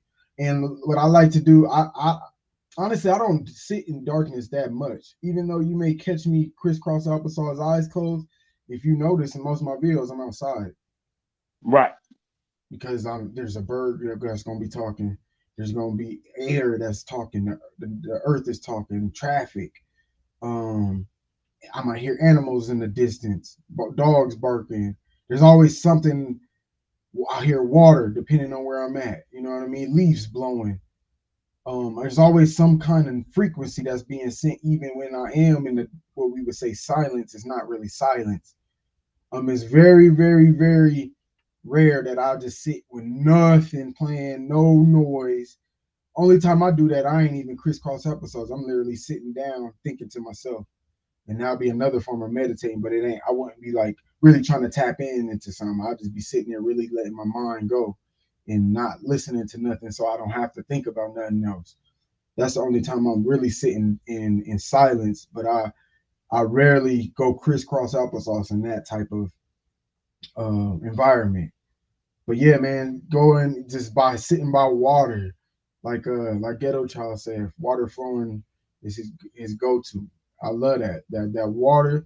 You can find you a water stream or just a little pond and the wind blowing, and man, and just sit there with the birds, with the animals, or what I mean. Hear the geese, the squirrels climbing on the trees and stuff like that. Mm. All that, bro. Like you really tapping into nature, man. Like for real, it get deep when you do that because you be like, I'm literally outside hearing the frequencies. You know what I mean? You really get to hear nature talk to you. And then if it's nice and it's not too hot, and you let that sun hit you, oh man, you boy, have you some water there. And yeah, man. And like I'm gonna even be real. We talking about the sober mind, and being sober, but um, what I did do a lot when I was smoking was, bro, I would smoke right there like that, and I wouldn't abuse the weed. I would smoke a little bit, and just boy, my mind would go into a whole nother state. And then that's another thing. Now that I brought that up, that's a certain way that I think it's possible and right to, you know, when we use weed, that's how you're supposed to use it. Like use it to help your mind or something, not to really just smoke it all up and abuse your lungs and your intake of air and breath and all that. You know what I mean? We abuse that a lot of the time. You know what I'm saying? Hmm. Um, cause yeah, when I used to use it properly like that, like meditating, man, I would actually enjoy the weed more, bro. I ain't even gonna lie. I would Right. enjoy it way more that way. And I think that's if we are going to use it, that's the best way to use it for things like that, to get into them deep mind states of thinking or getting downloads, what we'll call it. You know what I mean?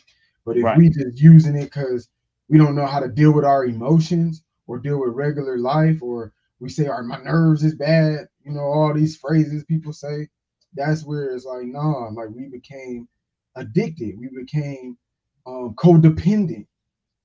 You know what I'm saying? Right. That's not how we supposed to be using it. The next thing you know, your mind is so altered because you don't even know how to deal with your own emotions or even tap into your emotions because you're so numb. You numbed them so much through the marijuana high. You get what I'm saying?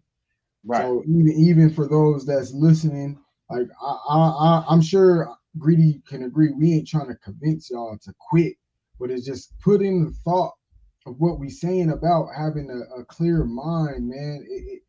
From our stories and the dreams we telling you, it does help you. You know what I mean? As far as even with your spirituality, or even with your emotions or even with your nerves or your stress or etc. You know what I mean? This is something to think about. Like abusing the weed, and it's okay to take a break, man, because your lungs, like I said, at the end of the day, we ain't supposed to be smoking shit. Period. Y'all could just go ahead and look that up yourself. But yeah, I don't want to rant. I'm gonna pass the mic.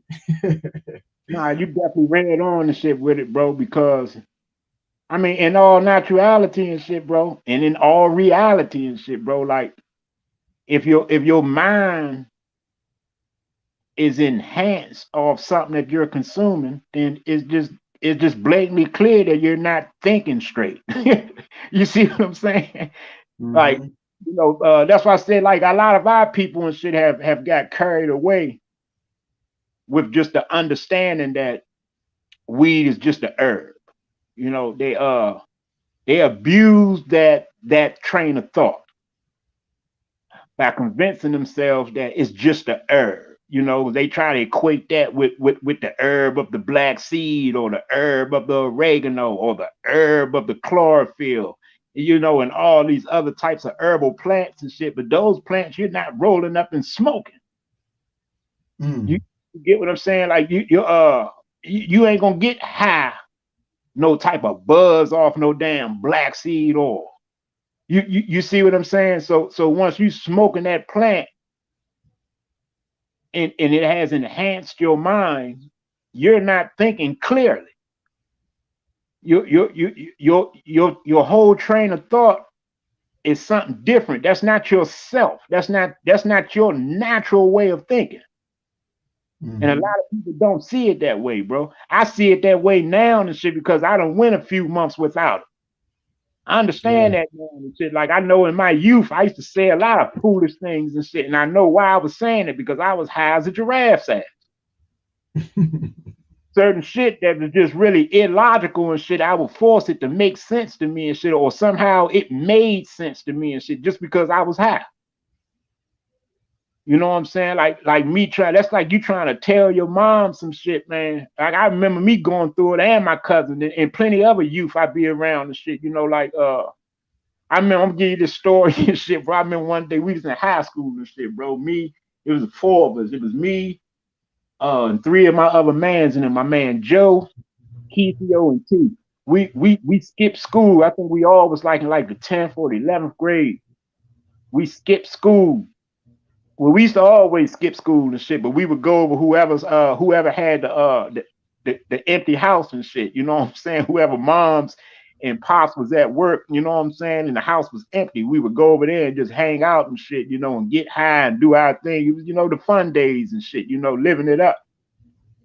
And I remember we was sitting in on my man's back porch. It was a cool day. We was sitting out there and shit. We was smoking blunt after blunt. This one we was smoking Philly blunts and shit, bro. We smoking blunt after blunt. And his father pulled up and shit, bro. His father and shit was a preacher and shit. He was a pastor and shit at the time. And his father pulled up. He heard that motherfucker Lincoln pulling up in that driveway and shit. He getting all scared and shit. And we like, dude, like, man, we got a motherfucker hide and shit, bro. We gotta get the fuck up out of here and shit. Your father getting ready to go. He getting ready to spaz out and shit, man. He gonna get stupid with all of us and shit, man. Because we knew his father wasn't no joke.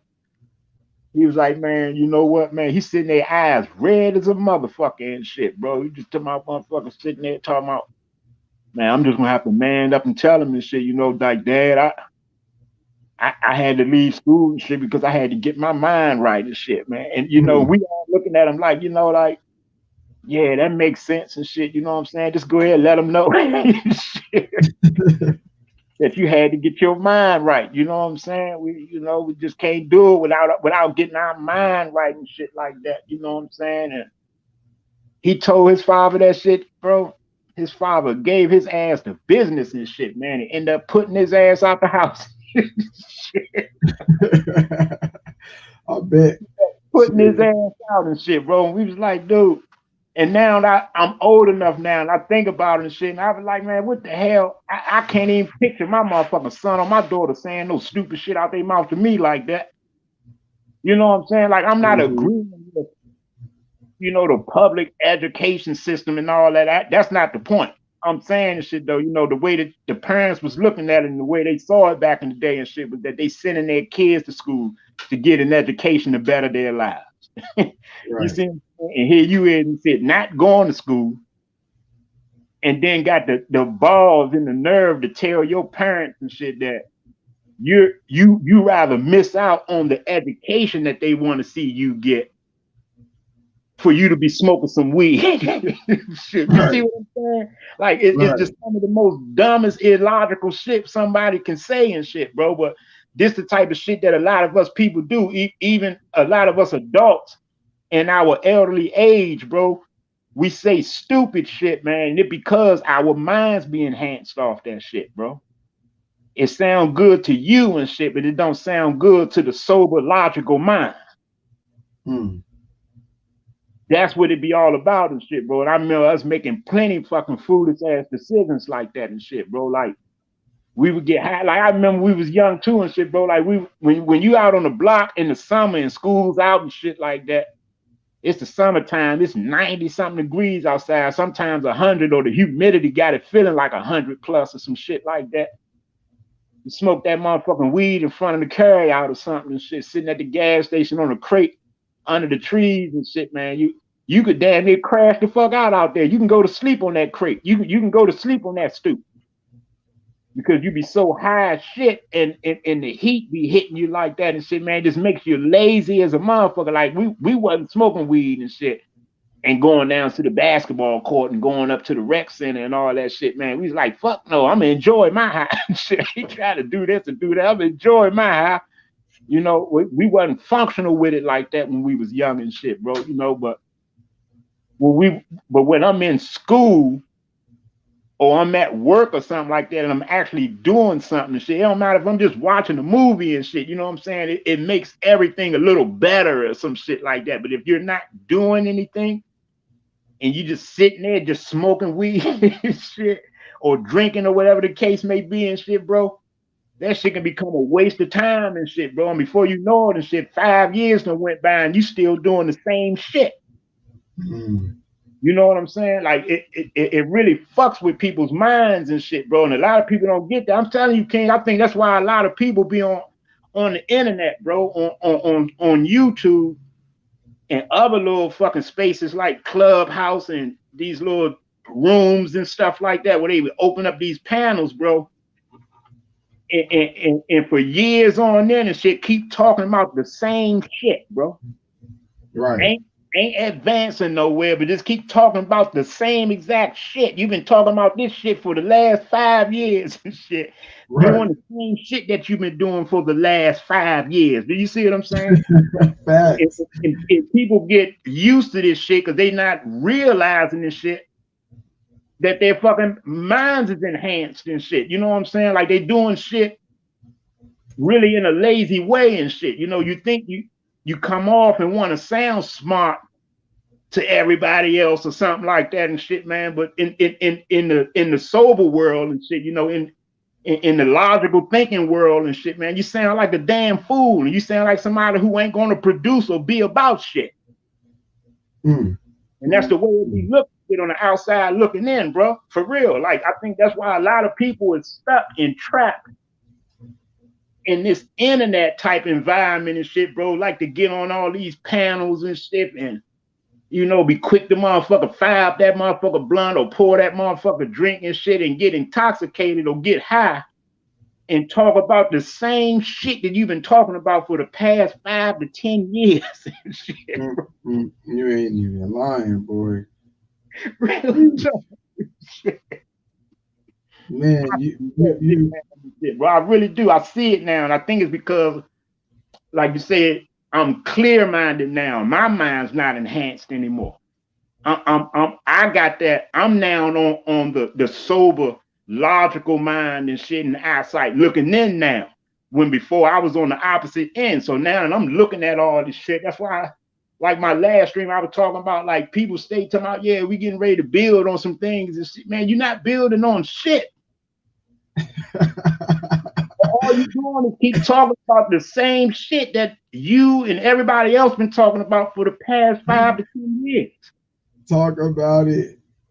You ain't building the damn thing and shit, man. You know, and I couldn't see it at first.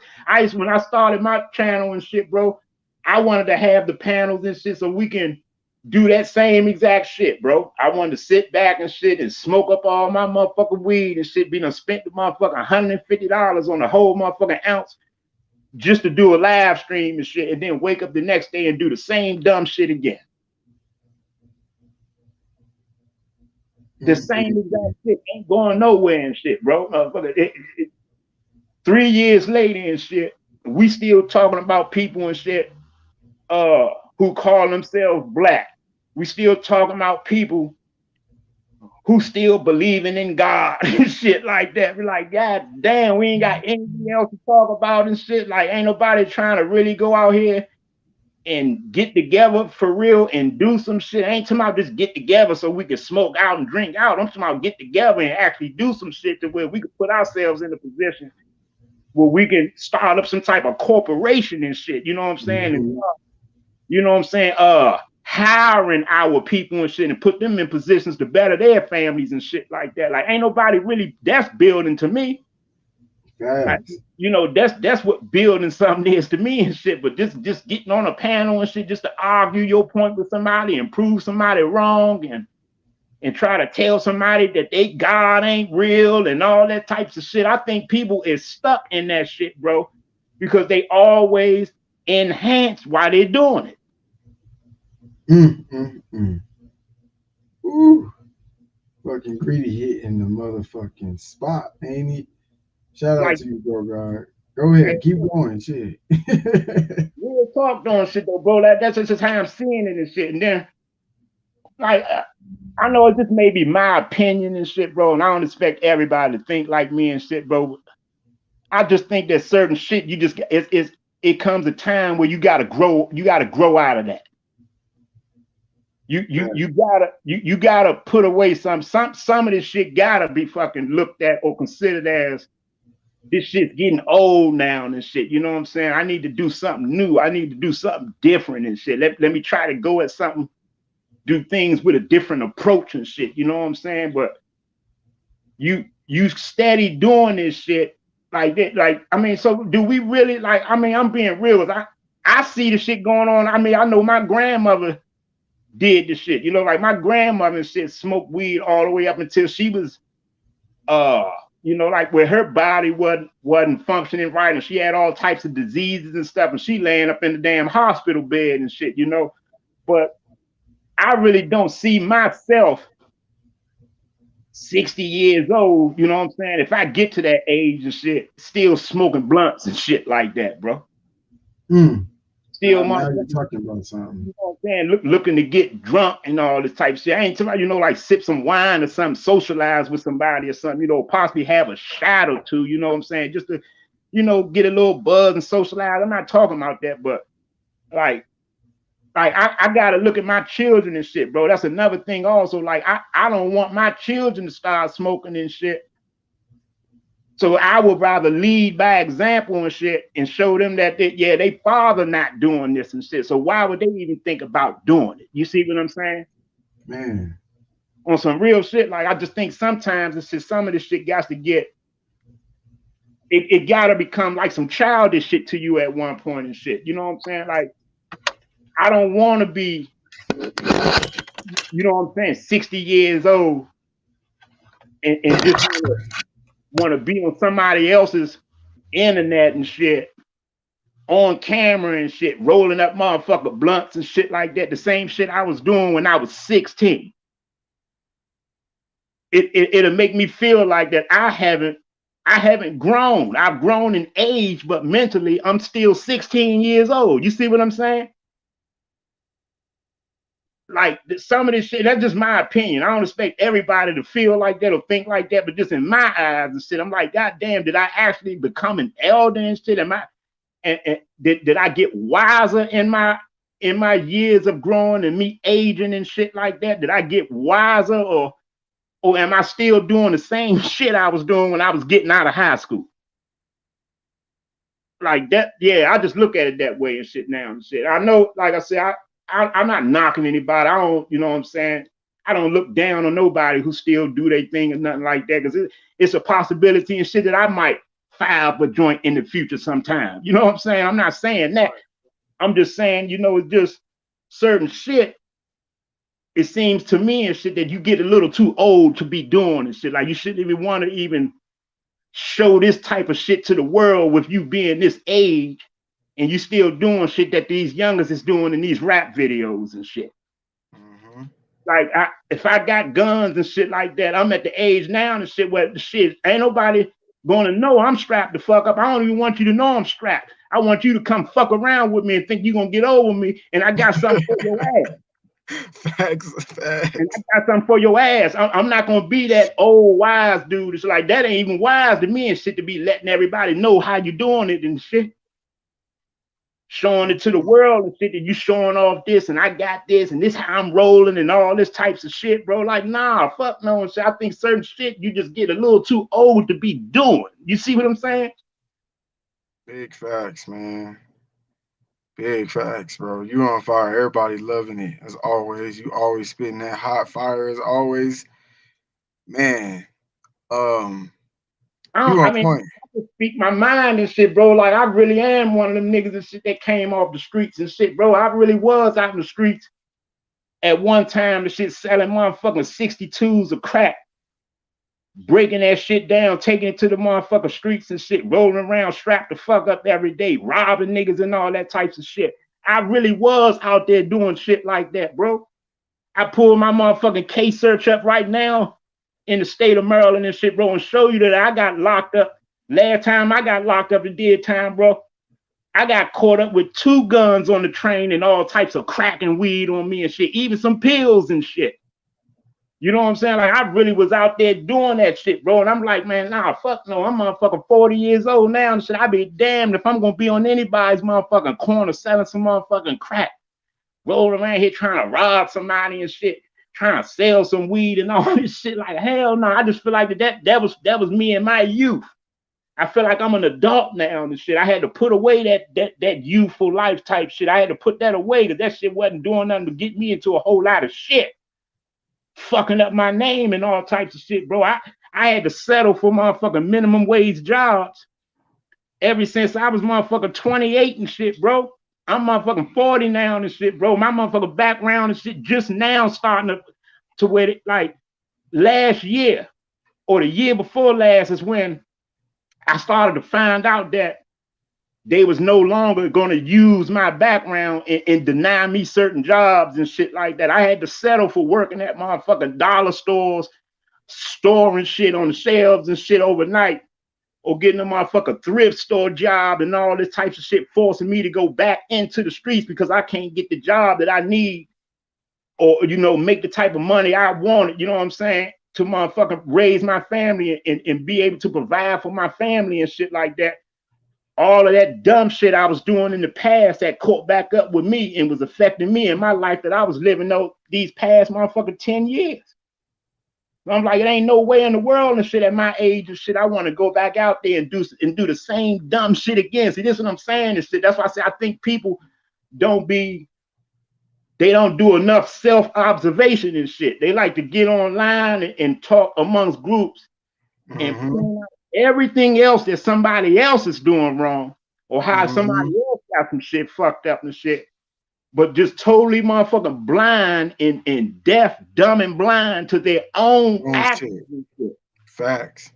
To what the Boy, fuck they be doing and shit. You know what I'm saying? But yeah, you got it, bro. God damn, Greedy. You was on it, fam. Bro, like, and people wonder why I went MIA from YouTube. You know what I'm saying? But it's like you gotta separate yourself to work on yourself to see your own motherfucking issues. But I think a lot of people is afraid to face their own shit.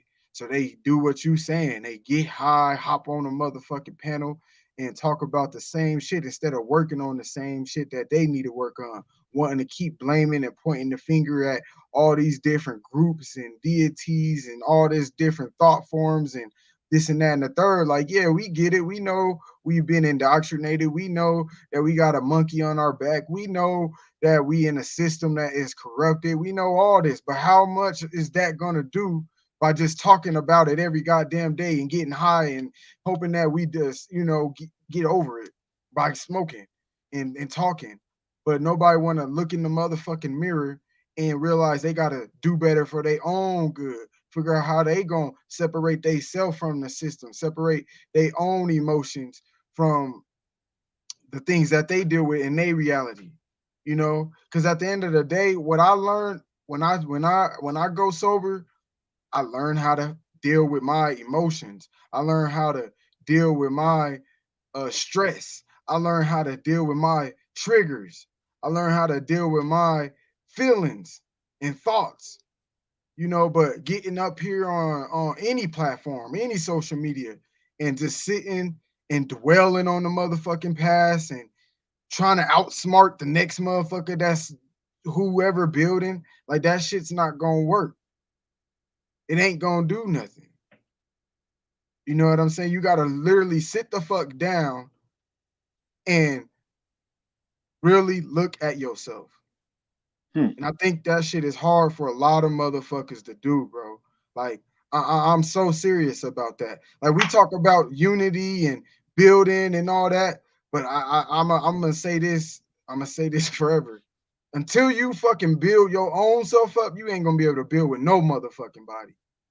I'm gonna say it again. Until you build your own self up, you ain't gonna be able to build with no motherfucking body. Motherfuckers want to, let's do this and this and that. And you see why we ain't getting nowhere. Motherfuckers been on YouTube 3, 4, 5 years and we ain't did shit. Because at the end of the day, as a collective, not all of us, because I know some of us is doing the work, but as a collective, how many motherfuckers can you really be like, oh yeah, they doing the work on themselves, they own personal life, they own financial structures, they own corporations, they own gardens, they own healing. You get what I'm saying? Because at the end of the day, if you ain't healing yourself, loving yourself, learning yourself, facing them triggers, facing these emotions, how can you face it with somebody else? If me and you, Greedy's, having a disagreement or we have a situation where we trying to make something happen, but it ain't, we on coming from two different point of views. If I don't know how to deal with my own personal, because to me, I have my own personal conflicts. I'll be battling with my goddamn self. But when I learn how to battle with my own individual, I know I can deal with it with you. I can look at where you coming from and have an understanding where you come from. And that's another thing. People think we can't come to an understanding because motherfuckers is arguing. We ain't always got to agree.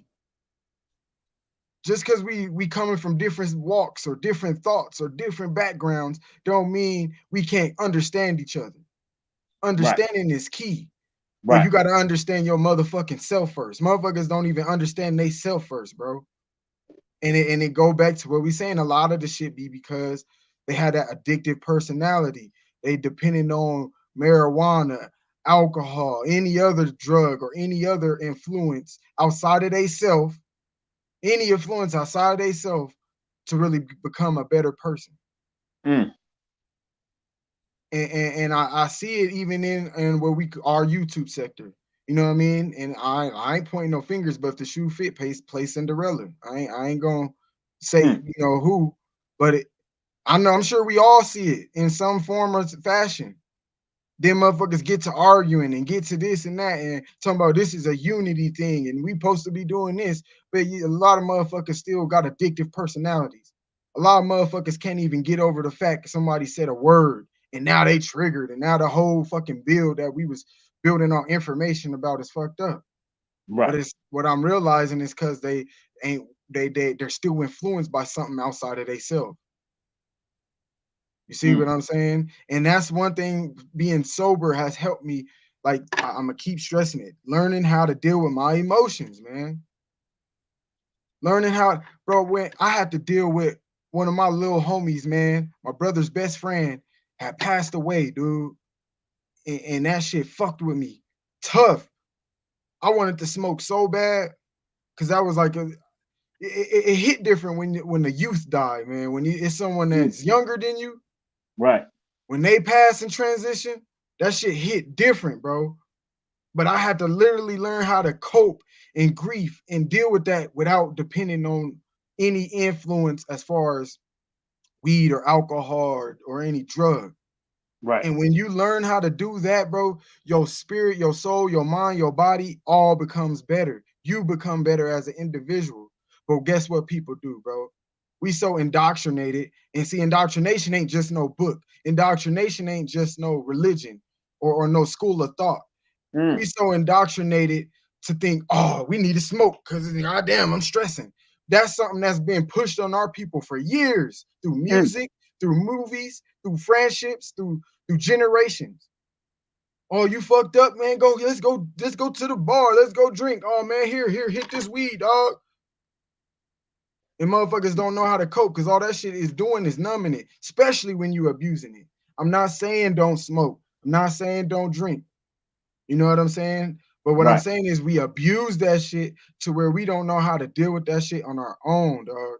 And that shit's the biggest issue when it comes to us utilizing weed or alcohol or anything. Right. And I definitely get what you're saying with that too, bro. Especially when it comes to the understanding people. You know, like me, I think like I mean, it's always been shown and shit. Like I was always able to have a conversation with a Bible believer or a Muslim or anybody who believe in a particular God and shit because I once did myself.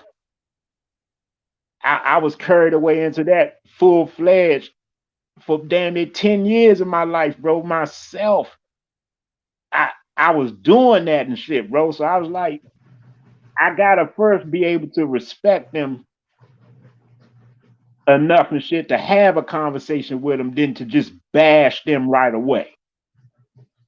Like I don't want to trigger anything or say anything that's going to trigger them and shit to automatically make us enemies and shit when we possibly can build on other things that we can agree on. We can, we as long as I'm humble enough and have the understanding to respect them and shit as a man or as a woman, individually themselves and stuff, bro, we'll be able to build on some things and shit. I just don't want to make an enemy right away and shit, or just be so quick to call somebody indoctrinated or so quick to call somebody stuck or slave of the system and all that shit that you hear and shit, because I was once there myself. So I don't want to come off as if I was always like this, how I am now. You see what I'm saying? Like I had to humble myself down and shit. And in order for me to do that and shit, it was because I had elders around me or possibly brothers of my own age group or sisters that was humble enough and understood my stance at one point in time.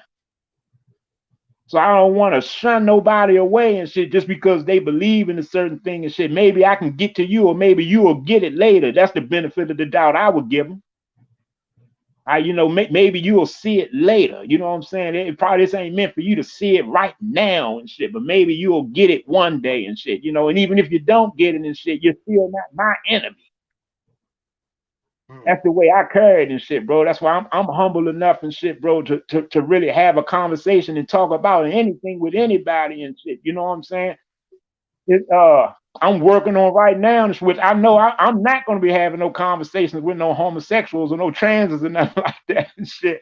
But I'm really practicing right now and shit on how, even if I do give a spiel about it or something shit or do a stream and shit, I want to be mindful and shit that I don't just be giving off no hateful type words, you know what I'm saying? Right. Or make it seem like that I'm bashing them or they are my direct enemy or something like that. You know what I'm saying? Like, yeah, I'm practicing and I work on that now, but it comes through what you were saying and shit, bro. Just self-observation and shit and learning how to keep my own emotions and my own train of thought at a humble state and shit. You see what I'm saying?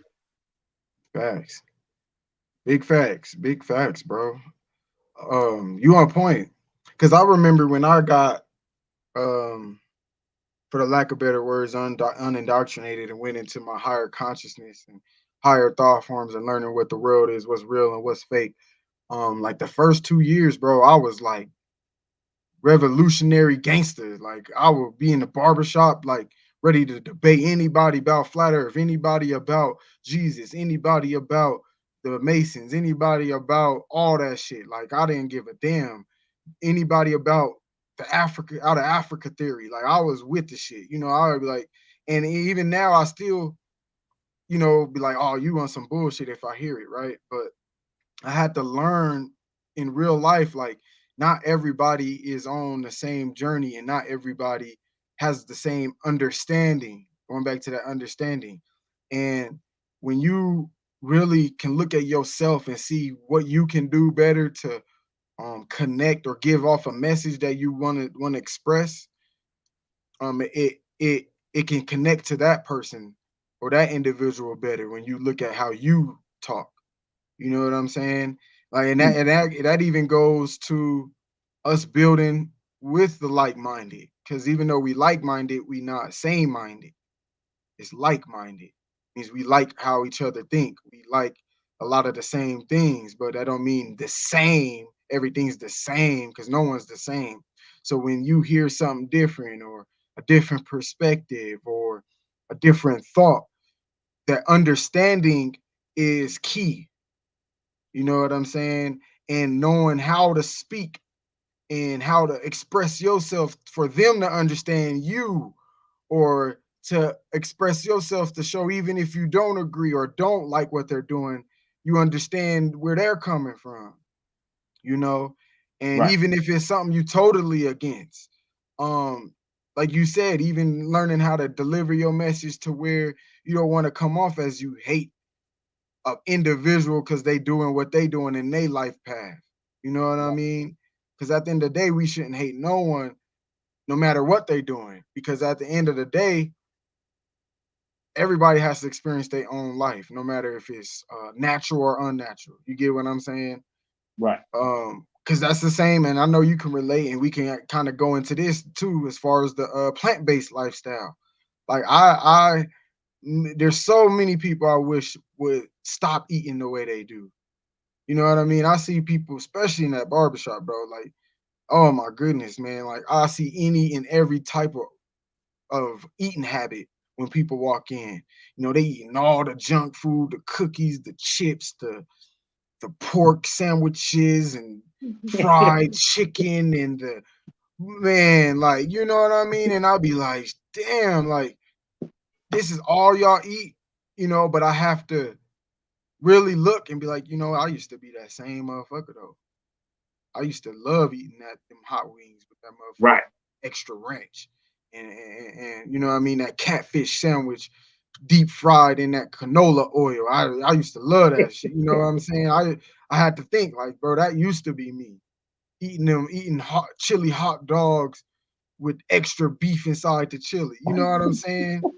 That was me. I have to remember, like, I used to be me, and now I have to connect my understanding. Like, okay, I know where they're at because that was me, or I know um where they're at. I know why they eat the way they do because of the way they was raised, or they don't know no better. Because a lot of the time it be people don't know no better, man. You know what I Right. mean?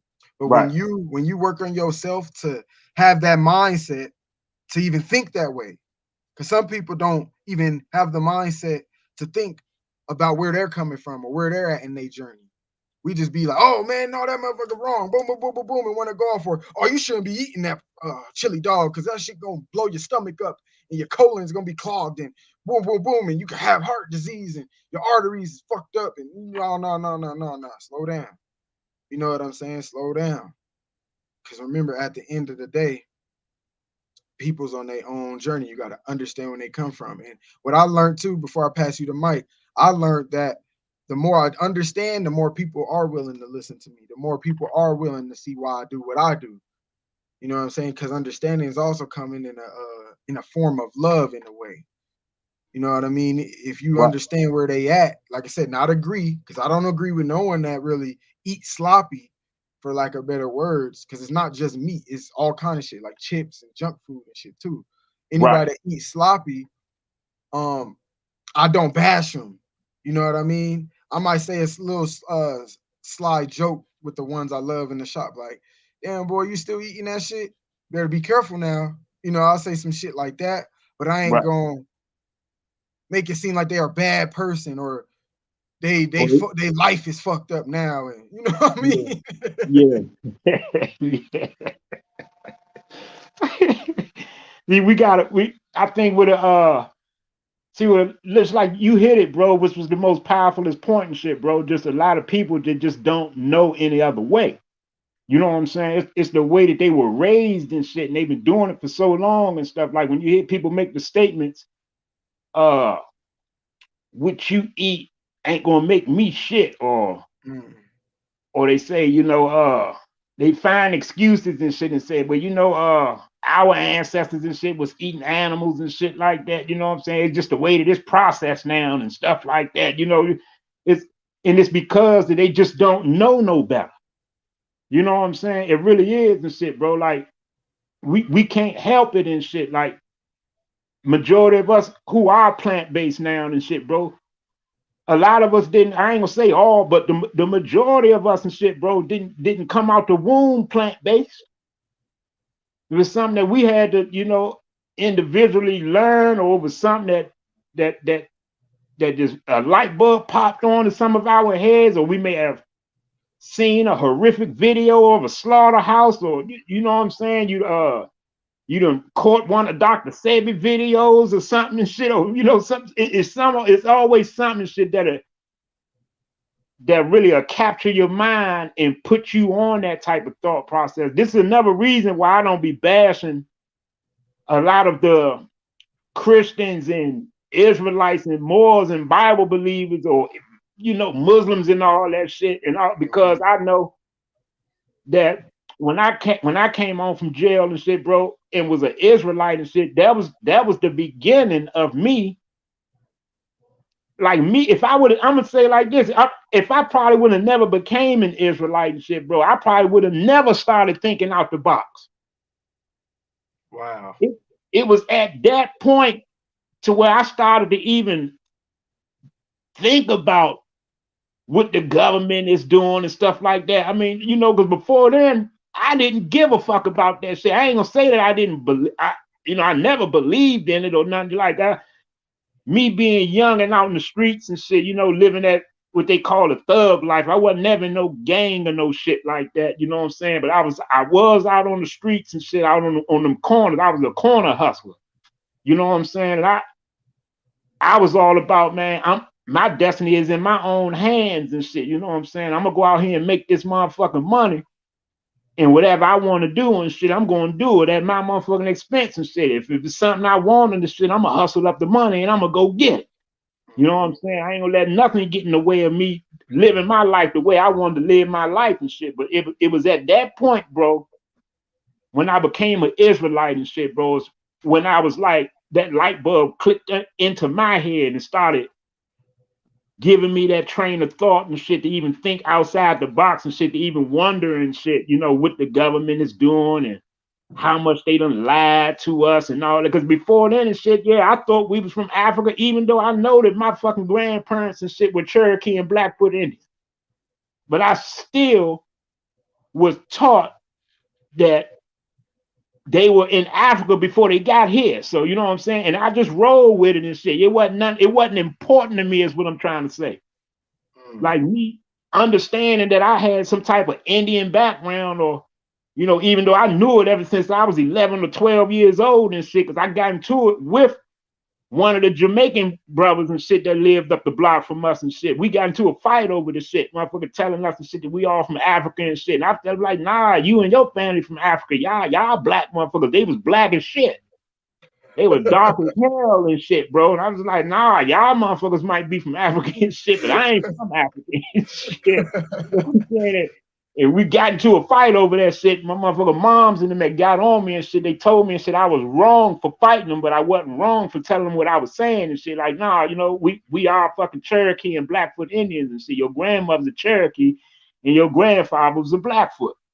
You know what I'm saying? But I still didn't, it wasn't important to me and shit. You know, everything else was important. Like I said, I was eating fucking my favorite food used to be shrimp. I I used used to to love, love shrimp, boy. man, God what, bro? damn. That motherfucker shrimp and shit, bro. Whether if it was steamed, fucking fried and shit, I would go to the carry out and get a motherfucker 21 shrimp basket and shit with the fries and the potato Boy, roll or the roll and all that shit, bro. Like, that was boy. my favorite motherfucking food and shit, bro. It wasn't until I became an Israelite in the Bible saying and shit that the swine is unclean and all the fish in the sea that don't have fins and scales and shit is unclean and shit like that. That was when I started to change my diet when I became an Israelite. I started to look at the government as being wicked when I became an Israelite. I started to want to get peace and not want to rob a motherfucking next nigga and shit up the block or in the next neighborhood or treat a motherfucker bad and take their shit from them and shit. Or sell my motherfucking peoples who look just like my motherfucking grandmother and them look like they could be some kin to my family, selling them motherfucker 20 and 50 rocks all motherfucking night. I didn't have no conscience that what I was doing was that fucking seriously deep and wrong like that until I became an Israelite. So that was the light bulb that popped on in my head and shit, bro, where it started my journey of what they call truth seeking and shit, seeking the truth, trying to study and figure out the truths and point out the lies and all that shit. You know what I'm saying? Like, that was the start of me and shit, bro. So that's why I be so humble to give the next believer and shit, you know, the benefit of the doubt that, you know, maybe one day and shit, they're gonna elevate from that and see it on a deeper level and shit. Then, you know what I'm saying? Then to be so stagnant and staying right there and being stuck right there, you know what I'm saying? Like, that's why I was always humble to do that and shit, bro. And then just me just being on YouTube and shit, bro, I think I've been on YouTube since 2017. 2016, 2017, something like that. But me just being on YouTube, it was right around the time when the hangouts, when motherfuckers was getting online with the hangouts. Yeah. And we was doing hangouts. We was doing the hangouts joining shit, bro. And I started building with other people from other states and other countries and stuff like that. You know what I'm saying? Starting to get a feel for other people's perspectives and shit all across, you know, this world and shit like that, to where I started to really see and shit that just, you know, everybody ain't gonna see it my way. Everybody ain't gonna agree with everything that I'm saying and shit. And I'm not gonna agree with everything that they saying, and I'm not gonna see everything they way. But that shouldn't make us enemies though. We still should be brothers and sisters and shit. We still should be able to have conversations respectfully and shit, and dialogue with one another and shit, even in our disagreements. I learned that and shit just being on YouTube and getting on open panels and shit. You know what I'm saying? Like, if I'm doing a solo joint and shit, I may get a little passionate and say some things that may offend somebody and shit, but it be all out of passion and shit. It like I said, that's something that I'm still practicing and working on right now and shit, on how to choose better words. Right. How to be mindful and shit of how I'm coming off with the message that I'm trying to get to the people.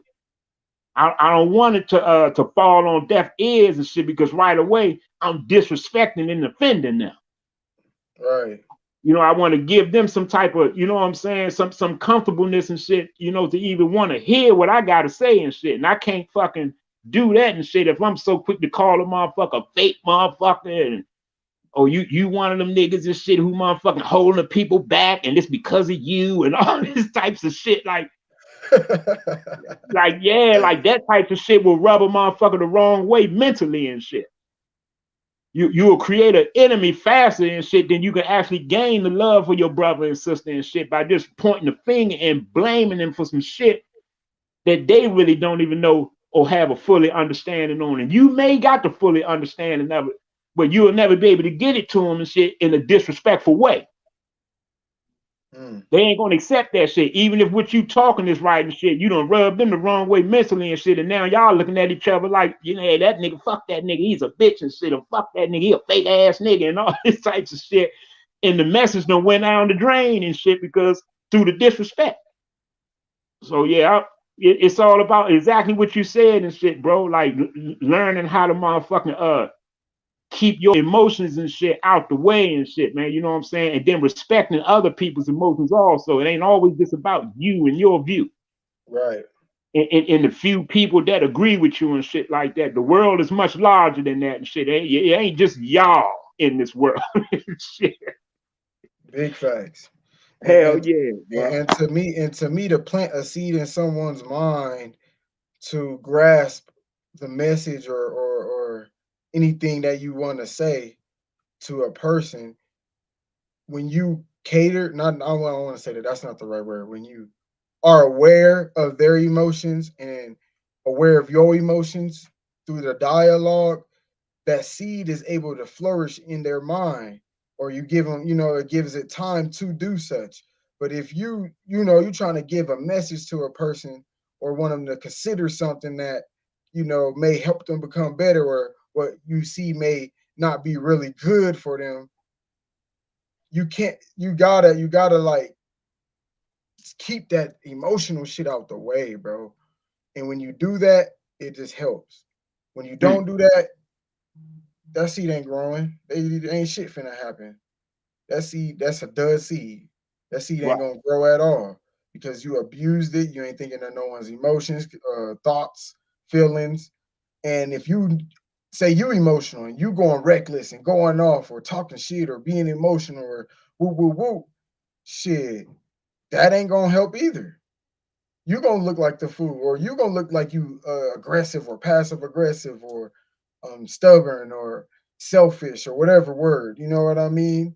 So Right. it's like you gotta be aware, and that's the other thing. We say, oh, we a conscious community. Woo woo woo, conscious, this. Well, consciousness to me is awareness. Right. So how aware are you? That's a question I would love to ask people. Are you just aware of certain things, or are you aware of the most everything, basically, from nature to yourself and others?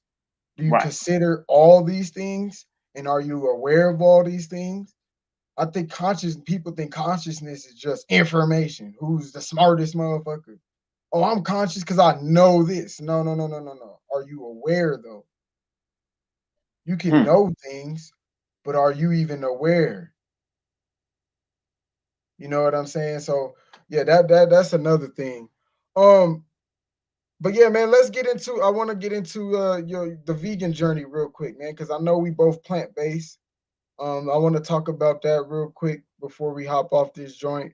Um, what? How did your journey start, and what was some of the steps you took? I know you talked about your tumors and stuff, and that how it sparked your energy. But as far as sticking to this diet and this lifestyle, I don't like to say diet, but this Right. whole lifestyle. What is some of the steps you took, and what are the things that you do to maintain the lifestyle?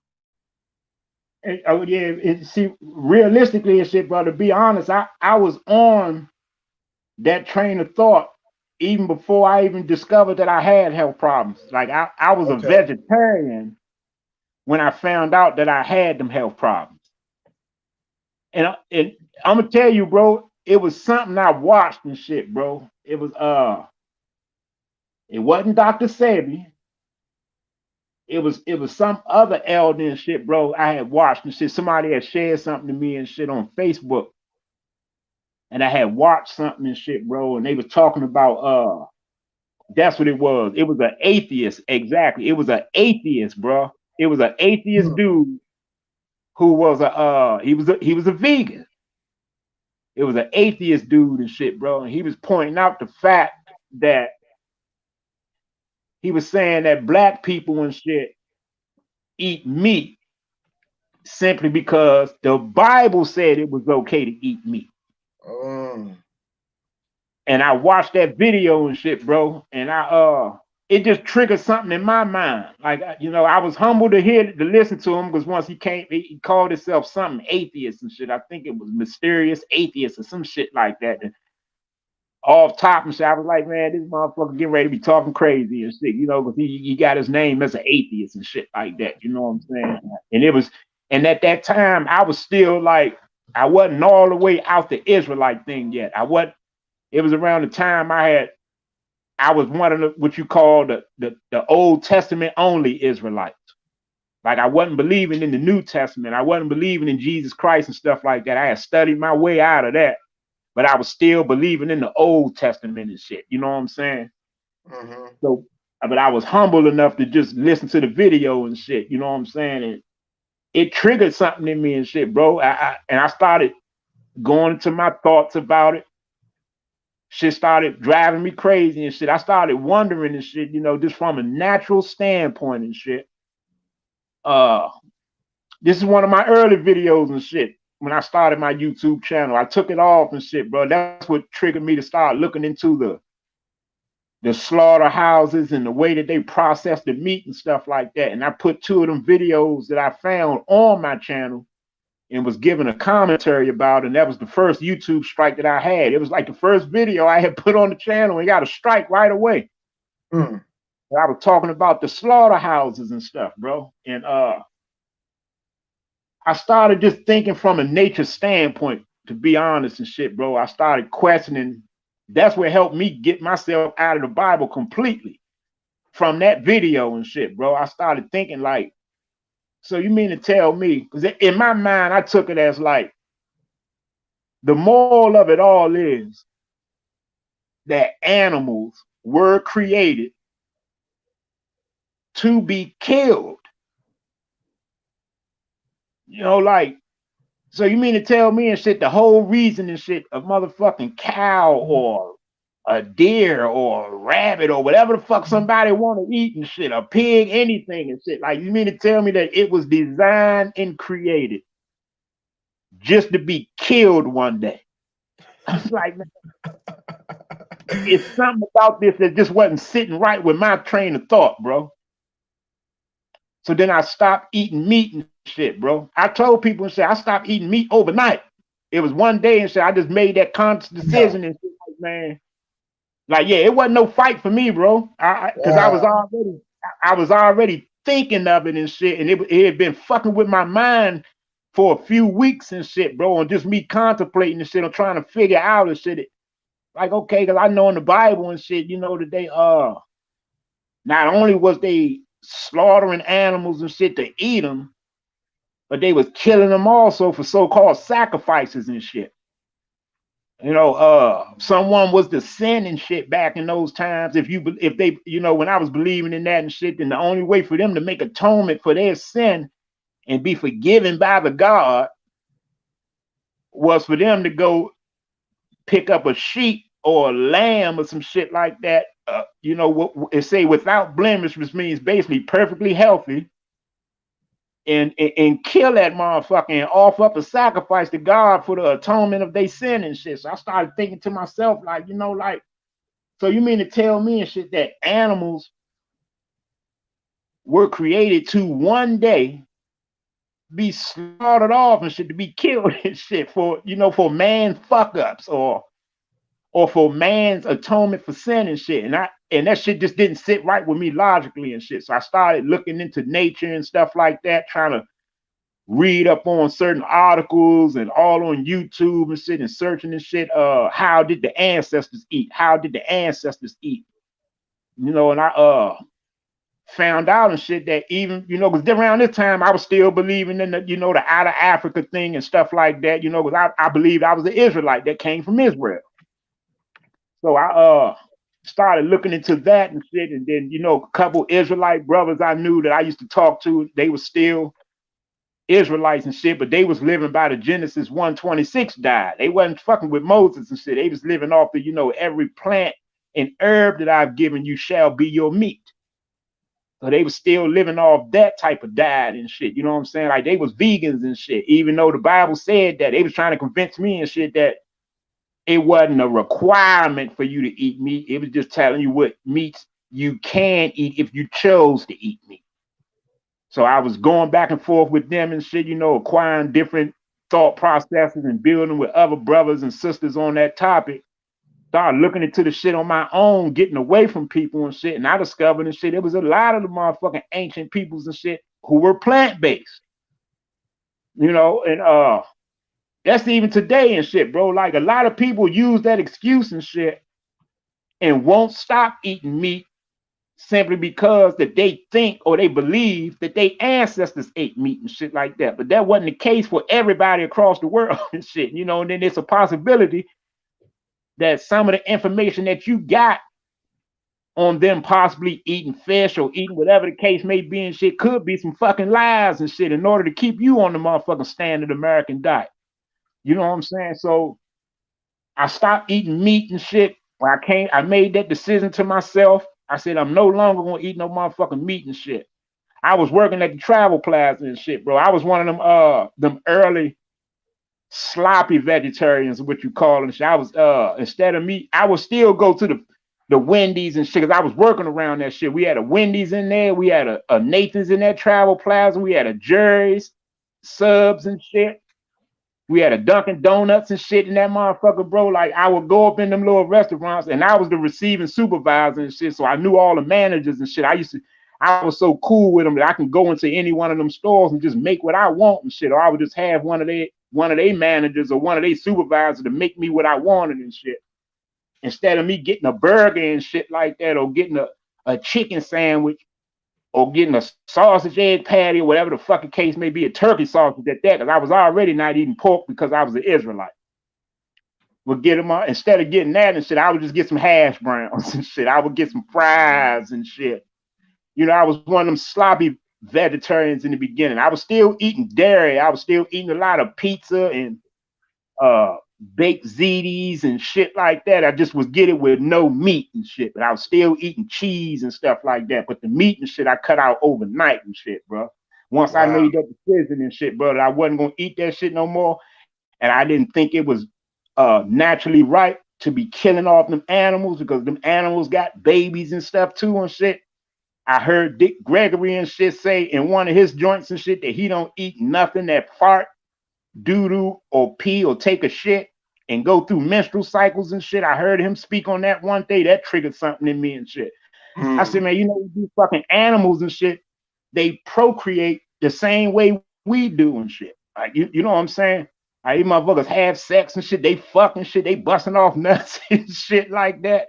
They carrying babies in the womb and shit. They got umbilical cords and all this shit. I'm like, man, like, hell no, shit. I'm not gonna keep eating this shit. So one day I just said, I'm not eating that shit no more. And I just substituted all the meat for the potato and shit. I'm eating a lot of fries and baked potatoes and shit like that.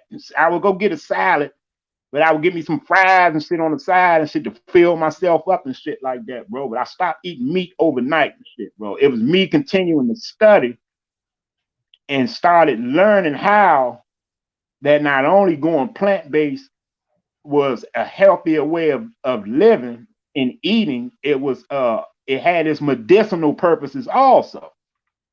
And that's basically what kept me on and shit. Then I started to learn about Dr. Sebi and Dr. Iris and shit, and other holistic vegan plant-based doctors and shit that was healing people through their diets and stuff like that. I found out about them later on. Like in my beginning stages and shit, like I'm not a Sebiite. You know what I'm saying? Like I didn't become a vegan and shit because I found out about Dr. Sebi. Right. I was already practicing that shit because I was already thinking in my mind already that the shit was unnatural and shit. Like, man, motherfuckers killing these motherfucking animals off. And I seen a couple slaughterhouse videos and shit and seeing how they was butchering the motherfucking animals, and some of them motherfucking cows and shit and them pigs and shit was motherfucking crying out and making these motherfucking noises and shit. Like, these motherfuckers can feel this shit and they aware that they about to fucking be slaughtered and shit like that. Like, man, like, yeah, bro. And me understanding that once I started reading more about the plant-based eating and stuff like that, I started learning. Like I never knew that the berries was natural antioxidants and shit. I never knew that and shit. I just thought they were just some sweet ass type of fucking fruit and shit like that. You know what I'm saying? I never knew that the motherfuckers would clean out toxins from your body and shit. I just thought that the motherfuckers was just some type of sweet little berries or fruits and shit like that. So once I started understanding and learning more on that tip and shit, it helped me stay in it and shit, bro. It helped me stay in it and shit, bro. Real talk. Like I occasionally and shit every now and then and shit have ate some fish or something like that. You know what I'm saying? But I was always motherfucking conscious and shit of like even when I did slip up and shit, I ain't gonna say slip up because I didn't slip up. I constantly knew what the fuck I was doing and shit. You know what I'm saying? I would eat some fish or shit like that, or go over one of the people's houses or something and shit, and they having a cookout or a barbecue or something. They got that snapper or something, or that perch on that motherfucking grill. But had me a motherfucking bite or two or put that shit on my plate and shit, bro. It will fuck with me consciously, like right after I done ate the shit, bro. Right afterwards. Like, I was thinking about it while I'm eating this shit, then right afterwards and shit, like, damn and shit, bro. All this motherfucker time and work I done put in this shit, bro. The motherfucking to change my ways of eating this shit. And now I can't even enjoy this shit because I keep thinking about and shit that I'm breaking my self-discipline. And not only that and shit, I'm eating blood again. So yeah, hell yeah, bro. It was once I started researching more on it and learned that it had medicinal properties also and shit, and that's what kept me in it and shit, bro. That's deep, man. I commend you for quitting meat over fucking night, bro. Cause my journey, I couldn't do that. I ain't even gonna lie to you, man. Me personally, what made me go plant based uh was being conscious more. Like I start getting into this spiritual journey. And really it started when the girlfriend at the time, it was about 2016, 17, around there. We was she was practicing Islam. It was like 2016.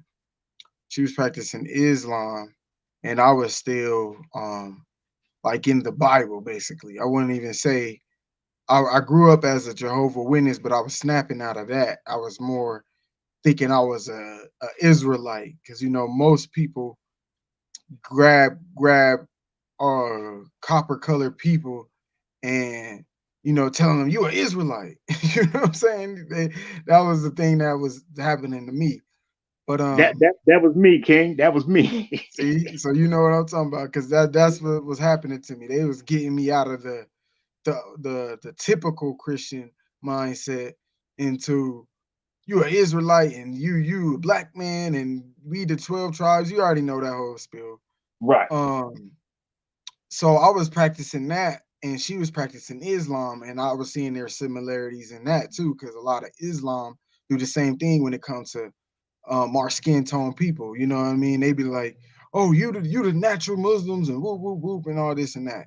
But anyway, the pork. She stopped eating pork, and I was like, "Hell no! I love pizza with pepperoni on it." I was like, "Shit, the fuck you mean? I'm about to eat my pepperoni. I don't know what you talking about." You know what I'm saying? And then I love bacon. Like those is my main two pork. Like I love me some bacon. I'll put that shit on my burgers, on my salads, on my by itself. I can eat bacon all the time. But I started yeah, she started showing me how to eat things without pork in it. And I was like, damn, this shit actually ain't that bad. You know, I was just so stuck in my ways of thinking pork, pork, pork, pork. So I got off of pork because of her, as far as her being practicing Islam. But then around 2017, late 2017, early 2018, when we got out of the religion mindsets, period, from all them doctrines, I got real deeper into the health. You know what I mean? And the other thing that sparked it was my dad. Around that same time, he had a stroke. Man, it was bad. He couldn't walk and shit. He almost passed away. It was crazy. He had to learn how to walk again, all kind of shit. But he was also overweight, had high blood pressure. He had a lot of other issues, right? Mm. So as he was learning how to walk again, he finally got his walk back together, etc. He started juicing. He started juicing nothing but fruits and vegetables. And I didn't even know he was doing it. I just started noticing he losing weight. And I'm like, man, what are you doing? It was looking good on him though. It wasn't like he was looking sick and he was looking happy. He was vibrant. I'm like, what the hell? You know what I mean? So he was doing it and he went on a deep fast for like 60 days. Yeah, 60 days, 2 months. And about 20 days in, he lost so much weight. We was all like, man, what's happening? You know what I mean? What you doing? And yeah, he sat us down, showed us a documentary, and showed how a man, I forget his name, but it was an older white man that was German, started healing himself by just juicing fruits and vegetables. And he had a real illness that was fucked up. He would break out and he was hella overweight. He had like a major breakout illness. Anywho, he was healing himself, losing weight quick. So I'm watching this like, damn, for real? You know, I'm like amazed by it. Like, how he losing all this weight? Then I'm looking at my dad like, this what you doing? So I'm like, all right, I'm gonna tap in. I was still eating meat, but I was like, I'm gonna tap in. Just because also I was like already open-minded, because I was like, shit, I let go of religion and all those thought forms. Let me tap in with my eating habits. You know what I mean? Man, I did that. I did 10 days. No, the first time I fasted, 10 days. Mm. No meat, no food, no nothing, just juice. I bought a juicer and I strictly juiced, bro. And it blew my mind away, man. I lost 20 pounds in 10 days. And Mm. I just seen how my body, my mind, my body, everything was changing. I was like, oh, this is something different. You know what I mean? And then I'm still eating meat. Then I would go back to eating meat. And then I would feel my body like I felt all that energy and all that openness and clearness I had like slowly disappearing. And I'm like, damn, I'm feeling low again. I'm feeling heavy again. I gained some weight back. My mood's different. Then I fast again, another 10 days. It was like, I want to say like 4 months after the first time. And then I was like, you know what? I think I'm about to go ahead and tap into this veganism that everybody talk about. Because, you know, in the conscious community, like when you get into like the conscious community, that was one of the things they always was talking about. You know, eat this way and you got to heal yourself and this and that. So I'm like, you know what? Let me tap in. So when I did that I seen my body change again. I lost some pounds again. I was like, you know what? There's something going on here. Then I gained the weight. I kept eating meat. I ate meat again, greedy. I ate meat again, man. After that second time I fasted, and I gained a lot of my weight back. I was back to how I was before the first time. And I was like, you know what? I'm gonna go ahead and go plant-based. And this is like, yeah, late 2017 at this point. My dad had a stroke in 2016. So that whole year, 2016, I was going through that transition. Man, once I switched it up, bro, I stopped eating pork a long time ago. Then I started with beef. Did 3 months no beef. Boom. Then I quit beef. Then I did 3 months turkey. Boom. Stop eating turkey. Then I was just like chicken and fish. You know what I mean? I love chicken. I love hot wings. Hot wings was like my downfall. Stop eating hot wings. Stop eating chicken after a while. Stop eating fish. And I went on a little mono fruit fast for 5 days. And I ate nothing but seeded grapes. And that's the super key to anybody listening, man. Seeded grapes is one of the best healers as far as the antioxidants it got. Seeded grapes has the most out of all them berries. Seeded grapes. Um, and when I did that, I just went plant based, man. And it was a journey. It was a journey because it wasn't easy. I was eating like because my habits were so bad, greedy. I had to even start off eating like a lot of mock chicken and shit like that. Like Mm. I had bad habits with the meat, bro. Like I was a nigga, bro. I ain't gonna lie. I said this before on I think Oshun's stream.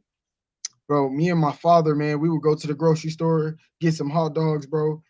Um, take them, you know, we'll go to the grocery store, buy the hot dogs. We'll get home, man. We'll eat the hot dogs cold, bro. Didn't even boil the motherfuckers. I would eat Venus sausages, if you know what them is. Vienna sausages. Yeah, horrible shit. That potted meat shit. Bro, we used to snack on that shit tough. Like as a snack. Like that was a go-to snack, bro. You know what I mean? So I used to eat horrible. Like that's why I know if I can do it, I know anybody can do it. Cause I'm like, shit, the shit I used to eat was horrible. You know what I mean? So going from that to that's why I said I was eating a lot of the mock meat shit, but I kept learning. Like I didn't give up on knowing what this is, because then I was like, man, something ain't right. This shit ain't. I know this ain't real. You know what I mean? Then learning, oh, a lot of shit got soy in it. How bad soy is. You know what I mean? And how that fucks us up. And a lot of the gluten shit. You know what I mean? A lot of the shit. And I ain't gonna lie, even occasionally, I don't eat like I stay away from soy. Like soy for sure. I don't fuck with nothing made with soy. Like I keep that shit away. You know what I mean? But every once in a while I might eat something with a little gluten in it, as far as like a mockery meat, but I keep that shit to a very, very lowness. Like that's more when I'm on fuck it, I just want to eat treat myself type shit. You know what I mean? Yeah. But yeah, man, I stay away from the soy. But yeah, I just to keep what I did was just to learn how to eat different nuts, learn how to eat different beans, learn how to eat certain rice, the organic brown rice and black rice. Tapped into salads more, you know what I mean? Smoothies more. Kept juicing even though I wasn't fasting. Like I would juice just on a regular. And some days I would fast. Like some days I'd be like, damn, I don't know what I want to eat. I just wouldn't eat. I wouldn't eat until later, until I really got hungry. Like, all right, now I'm hungry. You know what I mean? And that's what kept me plant-based for about almost 4 years. August would be 4 years. So 2 more months, bro. It'll be 4 years for me. And yeah, bro, I don't see myself going back, man. Every once in a while, I had a slip up where there was some cheese, and I didn't do it. It was more like I went to a restaurant, being lazy, not wanting to cook, and I telling them the whoop whoop whoop what I want, and they so used to putting cheese on it, they'll put it on there, and then I'll be pissed because I didn't feel like going back, and I'll be like, fuck it, man, I'm gonna just eat this shit. I'll be all right. I'll fast or some shit. You know what I mean? But I could count like that only happened to me like 3 times. But besides that, bro, yeah, I've been on my shit, man. I haven't ate fish. I haven't ate seafood. None of that shit since August 26th, 2018. That's strong, bro. That's strong, bro. I appreciate you for that, bro. Definitely salute you for that, bro. And I definitely relate to what you were saying of losing weight, off juicing and shit, bro. See, when I got out of the hospital, that's when I really became vegan and shit. Because before I was just vegetarian. Like I still was eating cheese and eating dairy and shit like that. I just wasn't eating the meat itself. Once I got out the hospital and shit, and I denied that chemo and shit, I said, man, you know what? I started getting my research on a lot heavier. And I said, I'm not going to eat any motherfucking thing but the fruits and shit, bro. I was doing exactly what you see OG be doing and shit, bro. I got me a blender and I was fucking eating. I wasn't eating all of my shit. I was drinking and shit. And whenever I ate something and shit, it was cold and shit. It was like even some cold motherfucking green beans and shit right out the motherfucking fridge or the freezer. I would pull them out the freezer and shit and put them in the smoothie and shit. Or just crush them by themselves and shit. And motherfucking eat salads and shit like that. And then I would add the motherfucking fruits and shit inside the salad, like basically make a fruit salad with the fruit and shit like that. But I relate to what you were saying and shit, bro. When I got out the hospital and shit, bro, I went like a strong, probably 6 months and shit, bro, with just juicing, drinking nothing but smoothies and shit, bro. And I dropped from 173 pounds all the way down. I lost 50 pounds. I dropped from 175 pounds I was weighing and got all the way down to like 123 pounds. And like, yeah, and within that time of them 5 or 6 months, I was doing nothing but juices straight out the hospital and shit, bro. And I got so skinny and shit that even my family and shit who knew, they was like, man, Donald, you losing too much motherfucking weight. Shit. Like, God damn, it's just your ass all this shit now. You know you done lost too much weight when you can't fit your drawers. You know, Facts. your motherfucking drawers and shit won't stay on your ass. You know you done lost a whole lot of motherfucking weight. Your waist done got bony and shit, bro. I had to buy Facts. all new clothes and shit, bro. Like I couldn't fit none of my clothes anymore and shit. All of my shit got extra baggy and shit, shirts and shit hanging all off me. Shit, bro. Yeah, I got bony as shit off them juices and shit, bro. Real talk, bro. So I definitely relate to what you were saying on that aspect and shit, bro. But yeah, Oh I've yeah. been, yep, I haven't, it's going on probably 6, 7 years for me now, bro. Wow, man. Going That's on about six, fire. 7 years now for me. But like I said, I ain't perfect with it doing shit though. In the past and shit, I have ate, like you said, maybe a chicken strip every now and then or something like that, or possibly ate me some fish off the grill or something like that. But like you said, with the mind frame and the confidence that we have and shit, we know how to fast. We know Mm-hmm. we know how to detox it out and shit. You get, you run that water and shit. I used to go on straight water fast and shit, bro. And sometimes and shit, bro, like when we was Israelites and shit, bro, we would fast once a month and shit, bro. And then we had they call it the Day of Atonement and shit, where everybody's supposed to fast and afflict their souls and shit like that. And Hmm. through the Israelite way and shit, bro, you ain't supposed to have no water. You ain't supposed to have nothing. You ain't supposed to consume nothing. Mm. Yeah, bro. So yeah, I done had a couple.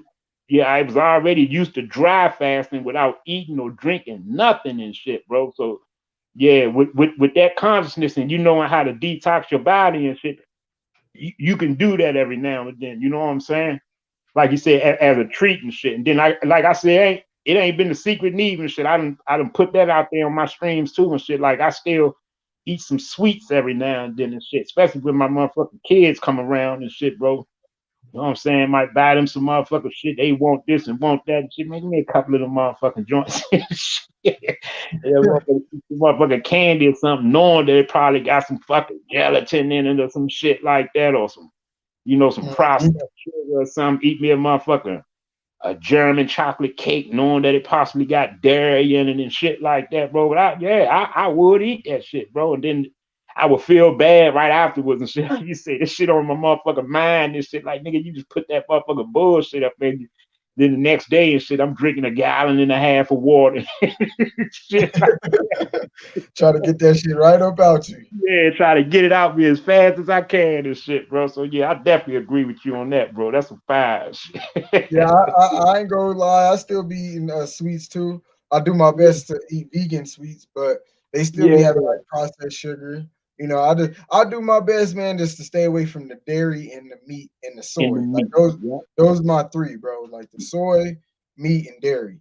You know what I And a mean? lot of them fucking because a lot of brothers and shit. I was on that shit for a few. You know what I'm saying? Eating the motherfucking so-called vegan meats and shit, plant-based meats and shit like that. Hmm. Until you find out that shit full of fucking soy and sodium and shit. Yup.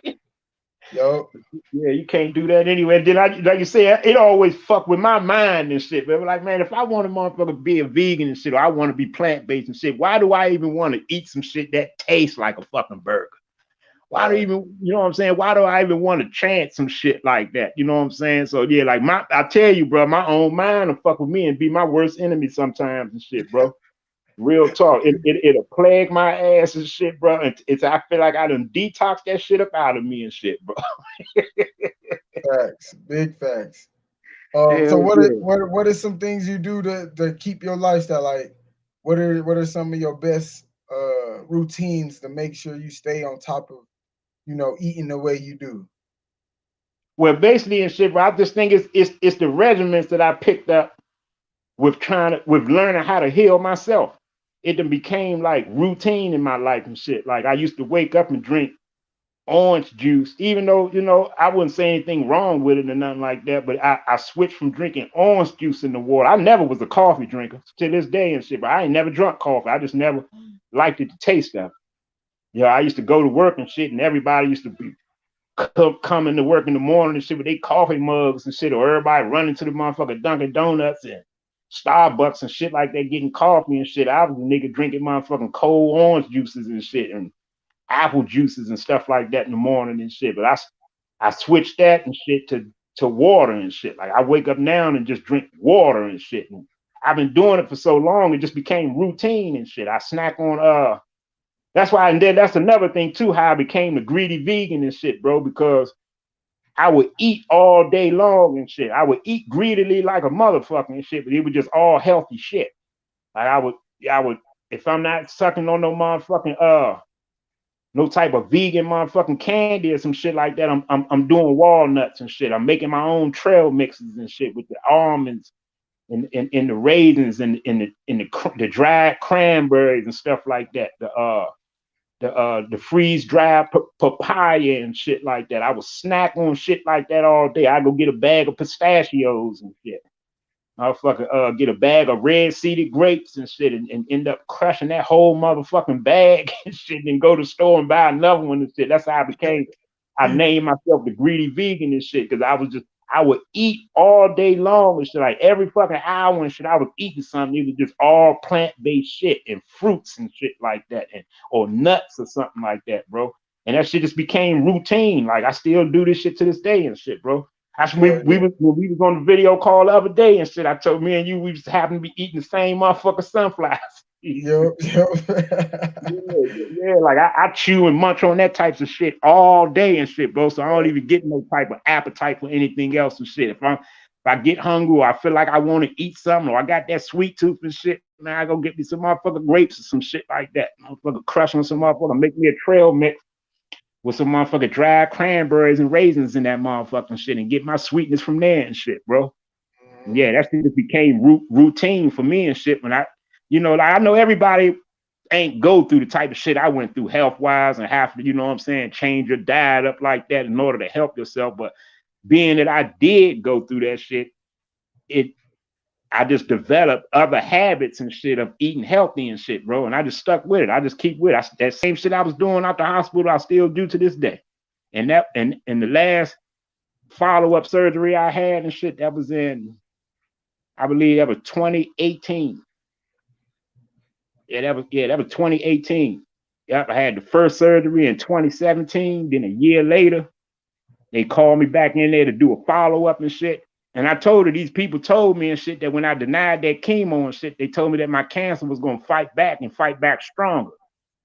That's what they were telling me. I know they was trying to scare me into fuck getting that chemo and shit like that. They was trying to scare. They trying to hit me with the fear tactics so they can get some more money. And that's another thing. That shit costs like a motherfucker, bro. They wanted to put me on a 6-week chemo treatment and shit where I was going to come in there twice a week and I was and get chemo treatments twice a week for 6 weeks. And every motherfucking appointment and shit, bro, that shit was motherfucking $300. It's like, man, like fuck no and shit. Not only can I afford this right now and shit, I'm not gonna pay you motherfuckers and shit to kill me the fuck off and shit, bro. So that's right. Yeah, so I started motherfucking doubling down and shit, and I removed all the dairy out of my life, stopped eating all that pizza and all that bread and all that shit, and stuck with it and shit, bro. Like I was still eating pancakes and shit like that. I was eating a lot of shit before the surgery and shit, bro. I just made sure I didn't eat meat. Right. I was eating a whole lot of shit, possibly could have had some animal fucking content in it and shit, but I wasn't just gonna do no motherfucking steak. I wasn't gonna do no fucking chicken wings or no motherfucking no bacon strips and shit. Like I told you, I was an Israelite ever since I was 27 years old and shit. And I stopped eating pork and all that other shit, everything that Moses had wrote in that law that was considered unclean, I stopped eating as an Israelite. Like, yeah, so I had already I was already limited and shit, you know what I'm saying? I never was a big red meat eater anyway and shit. I would eat a burger every now and then or have a steak every now and then, but I was more so a white meat eater and shit. I love chicken and fish. I always used to do the chicken and fish down there every fucking day and shit, bro. Like I would have a burger or something like that probably once a week, but every day I was eating some chicken or some fish. No bullshit. Like every fucking day and shit, bro. And once I came out the surgery, I cut all that shit out. No more dairy, no cheese, no fucking bread and shit, bro. No meat at all and shit, bro. And I've been sticking with it ever since. for 2018 and shit. So I've been a vegetarian and a vegan and shit, bro, for about going on about 6-7 years now. Yep, hell yeah. Okay. Yep, hell yeah, bro. Man, that's dope. That's dope. That's a hell of a journey. Beautiful journey, man. Um, Ghetto Child asks, do y'all eat popcorn? I do occasionally, and I do my best to make sure it don't have no fuck shit on it, like butter, fake sugar, things like that. You can get natural popcorn, but that's very. I don't eat it like that though. I don't eat popcorn that much, but if someone gave it to me and it was organic, didn't have none of the fuck shit on it, I would eat it. So yeah, I Yeah, do. What about you, Greedy? yeah, I'll eat some popcorn. I actually stopped eating popcorn and shit because I think when I stopped eating meat or some shit like that, I don't know if this happened to you and shit, bro. When I stopped eating meat and shit, it's like it made my fucking teeth sensitive and shit. Like my Mm, fucking shit got sensitive and shit, bro. Like I like nowadays and shit, the shit just irks it grinds my fucking gears and shit, bro. For shit to be stuck all in between my teeth and shit, bro. That shit just fucking and it make my fucking teeth hurt sometimes and shit, bro. Like when I stopped eating meat and shit, bro, for some reason and shit, my fucking teeth and my gums got sensitive and shit for some reason and shit, bro. I don't know what it is, bro, but yeah, like yeah, that man, that popcorn and shit, that should be getting stuck in between my damn teeth and shit. And then if I don't get it out or pick the shit out right away and shit, man, within like a few hours and shit start fucking driving me crazy. Shit, over the gums and shit start hurting and shit like that, bro. But yeah, I will eat some popcorn and shit, as long as there ain't no butter and all that. Like you said, that filthy shit on it. You damn right. mm-hmm. Yeah, I will. Yep. Yeah, me Hell too. yeah. What I do, man, like you was talking about the sweet cravings, man. My favorite thing is make a smoothie, like OG do. I ain't even gonna lie. I had one today. That's what took me so long. I went and grabbed me a salad and got me a smoothie and stuff. That's what I was ripping and running doing before we went live. It took me a while, but that should be important to me. That's how important it was. Like I was like, I can't go live yet. I gotta get that shit out the way. I didn't feel Right. like making it myself, you know what I mean? But I found like real organic places that do it naturally, and they get like I the place I found lately, they get they shit from local farming, you know what I mean? And I'm grateful to find that place. So I was Hmm. like, no, I gotta go over there and get the smoothie and the salad from them real quick. So yeah, but yeah, if I'm craving something sweet, a smoothie is one of my go-tos, or some fruit, some strawberries, apple, oranges, pineapple. Yeah, man, I eat some sweets quick. Some berries. Yeah, but Right. yeah, that's what I do as far as the cravings. And man, I personally know how to cook, man. I know how to cook, so that has helped me a lot as far as keeping my my lifestyle of eating plant based. I Yeah. tell people all the time, man. I tell people, mostly, especially the women, if y'all know how to cook, you can do the plant-based lifestyle. As long Right. as you know how to season that shit, it's the same thing. Most motherfuckers ain't, not most, I'm sure about 90% of people ain't finna eat no beef or no chicken if it ain't got no seasoning on it. Straight up. Hey, You ain't bro, finna just eat that shit regular. What's up? that's one upper you got on me and shit, bro. I'm telling y'all shit, bro. When I tell you I was in the streets, I was in the street. I've been in the streets and shit, bro, cutting up ever since I was like 12. Mm, Like, yeah, like I first started selling weed and shit when I was 13 and shit, bro. Like I that's how far I've been in the streets and shit. But I was always in the streets to the point where I never learned how to cook. My moms and shit used to cuss my ass out and shit because I'd be the nigga and shit. Everybody at the table eating dinner and shit. I'm still in the streets and shit. I come in the house and shit off the late night, high as a motherfucker and shit, pulling the shit out the motherfucking fridge and shit, warming my motherfucking plates up and shit like that and shit, bro. Like and mom used to always tell me and shit, man, like you gotta know how to cook and shit. You gotta know how to feed yourself and shit. I told you, me being high, making them dumbass illogical statements and shit out of my mouth to my some shit. I ain't got a motherfucker learn how to cook shit. I'm gonna always have me a woman that's gonna cook for me. I had a motherfucking woman that's gonna know how to cook and shit. You know what I'm saying? You told me and shit. The way to a man's heart is through his stomach and shit. You know what I'm saying? So I'm right. always gonna have me a motherfucking woman that's gonna get my motherfucking food together and shit like that. And to this day, I be hurting off that shit, bro. When my woman ain't around and shit, bro, I be struggling. I mean, I know how to cook certain shit, but I'm not no great cook and shit, bro. And that's because I was never in the house to learn how to and shit, bro. Yeah, that's one upper you got on me and shit, bro. Real talk. I don't know how to cook for real. I'm probably one of the only niggas and shit, so-called black man or indigenous, whatever the fuck they want to say and shit, that don't know how to fry chicken, bro. Hey, well, yeah, that's. I don't know how to fry.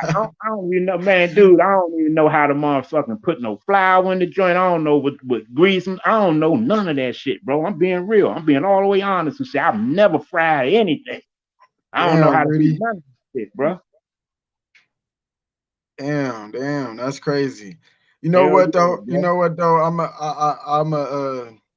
I'm a definitely start putting more things I cook on my channel. I was doing that in the beginning of my channel, but I've been getting more into, talking about healing and nature and astrology and all the info I be on. But I'm definitely gonna start uploading like what I cook as a vegan. You know what I mean? I have once. I think I put a spaghetti video up a few months ago. But I'm gonna definitely get on it more, man. Like for I real, for saw real. that with the mushrooms. Yeah, mushrooms, some squash and Brussels sprouts, Right. and some walnuts. Walnuts is fire if you soak them. You soak them. You gotta have a food processor though. A blender, you could do it with a blender, depending on what kind of blender it'll work. If you got a small blender, it'll be kind of hard. As long as you got Right. a wide opening in whatever you're gonna chop them walnuts in, it'll work. But you soak them for at least about 8 hours. Put them in a blender or a food processor. Blend the mugs up real small to where it look like small little pieces of ground beef, and throw it on Mm. a skillet and season that shit. Throw some. Do the same with the mushrooms. Boy, you don't need no goddamn ground turkey, ground beef, or none of that shit. If you know how to cook, I'm telling you, at the end of the day, it's about seasoning. You season Right. your shit right with the right herbs and shit, that shit is hitting. You ain't Right. gonna need no god, you ain't gonna miss no goddamn meat. You know what I mean?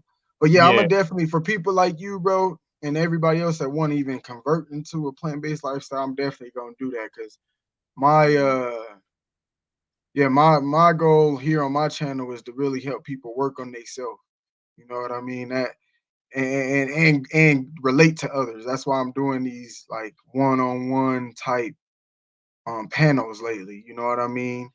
I don't really want to do like one-on-one like Sister Ama do. She'd allow people to, you know, to explain who they are. I like to talk about things I know people want to talk about or things that's going they can voice on and teach others as far as helping them become better, just like what we doing here. You breaking down a lot as far as, being vegan and your journey of going sober and expanding your mind and being able to dream. Um, for sure. This is dope. But yeah, I'm gonna definitely start uploading more vegan meals or plant-based meals for the community, to everybody that's tapped in over here. Man, for sure and shit, bro. For sure. Hell yeah, bro. And I'm gonna have to end this. I'm gonna have to wrap this one up and shit with you today and shit, bro. I'm good speaking to my mom. I'm getting ready to go see my mom. She in town. Oh Cause yeah, my mom man. moved and shit. Yeah, she moved down to Chesapeake, Virginia. She been in DC her whole life and shit, bro. But she been living down in Virginia. Shit, probably about 6 years now. She been there down there about 6, 7 years now. She probably about 45 minutes to an hour away from Virginia Beach. But yeah, she's in town today and shit, seeing some of the family and shit. I'm getting ready to ride down to the city and go see her and shit, man. Hell yeah, man. Go ahead and give your last words about sober lifestyle, your lucid dreaming and healthy living, man. Go ahead and drop a few more gems on your last words, dog. Oh yeah, and I'm gonna say this too and shit about the water and shit too, bro. Before I forgot to mention this too. And another thing too and shit I found out during my journey of healing myself and shit, that the motherfucking pumpkin seeds and shit, bro, eat away at some shit, bro. Fucking Mm, pumpkin seeds and shit, bro. It's something in them pumpkin seeds and shit, bro, that's hella fucking antioxidant and shit, bro.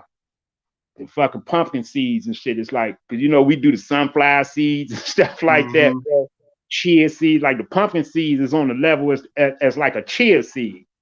You know, where it's real good for your blood and shit, bro. You know what I'm saying? It keeps your blood sugars down. It eat away at the blood sugars and shit. Like people who got diabetes and high blood sugars and stuff like that, it would do them some service and shit to be consuming a whole lot of pumpkin seeds as they would do with the chia seeds or something like that. You know what I'm saying? And the flax seed and all that. Pumpkin seed is on the level of like them flax seed and them chia seeds and shit. Found that out too.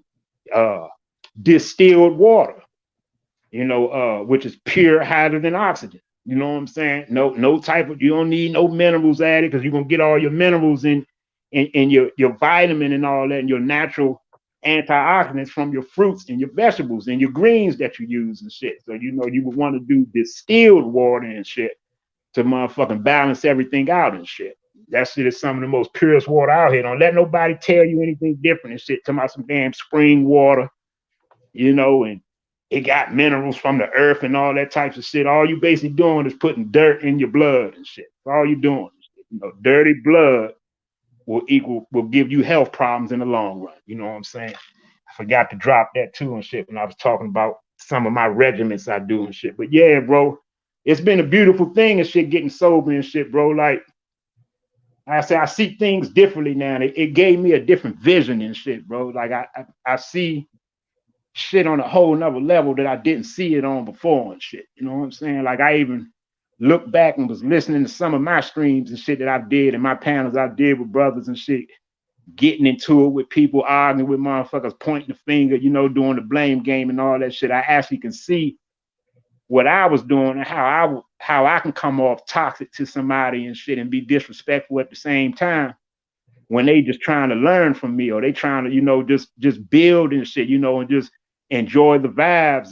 They just like the channel or whatever they may be. They might like my energy or something and shit like that, but then I come off at them and shit and rub them the wrong way mentally and shit and have them looking at me all strange and funny and shit when that ain't even me. But I wasn't able to see it before. I see the shit now and shit because I'm sober and shit, bro. Real talk. And it's like, like I was explaining to you before, I think you helped me understand that, bro. Like, I'm not just dreaming like this for no fucking reason and shit. It ain't just because I'm sober now and shit. I really do feel like that my spiritual side and shit is basically proving to me that there is a spiritualness about me and shit. When I was trying to fight that shit off for the longest and shit, because I always looked at it the wrong way and shit, bro. But yeah, it's all about you focusing on yourself and shit. You know what I'm saying? I know we spend a lot of time and put a lot of our train of thought into trying to help the world and shit. Like we want to help build the nation and all that shit up and shit. But it's going to start with yourself. And you always say that and shit, bro. You and Sister Chrissy always nailed at that point and shit, bro, that it's all about self. It's about self first. It's about self first. And I used to hear y'all say that shit, and I agreed with you and shit, but I still was getting caught up into being about everybody else right along with myself and not really focusing on myself and shit, how I should have been for the longest and shit, bro. So yeah, that's basically what it is and shit, bro. I know that I'm not having these dreams for no reason and shit, and getting these so-called downloads or uploads, whatever the hell I want to call them and shit. Cause it be certain shit I be feeling in my dreams and I see in my dreams, and the shit transpire over into real life in the future and shit. But I know that got something to do with some type of spirituality and shit somehow, some way and shit. Even if I don't got the full picture of it now, and even if I can't see it clearly how somebody else may see it, but I understand it now. I definitely got a better view on it now and shit, bro. Real talk. But yeah, that's basically much all I got and shit, bro. Much love to you and shit, bro. You know I appreciate you and shit, bro. You did me that favor the other day and shit, bro. And I told you I'm gonna keep my word. I got you. My motherfucking brother. Man. Real, bro. And much love to all the kindred and shit too and shit, man. All the tribe and shit, everybody and shit, man.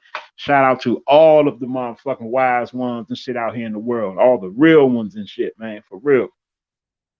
Hell yeah, man. Much love, bro. I appreciate you allowing me to do this build with you, man. You dropped some gems.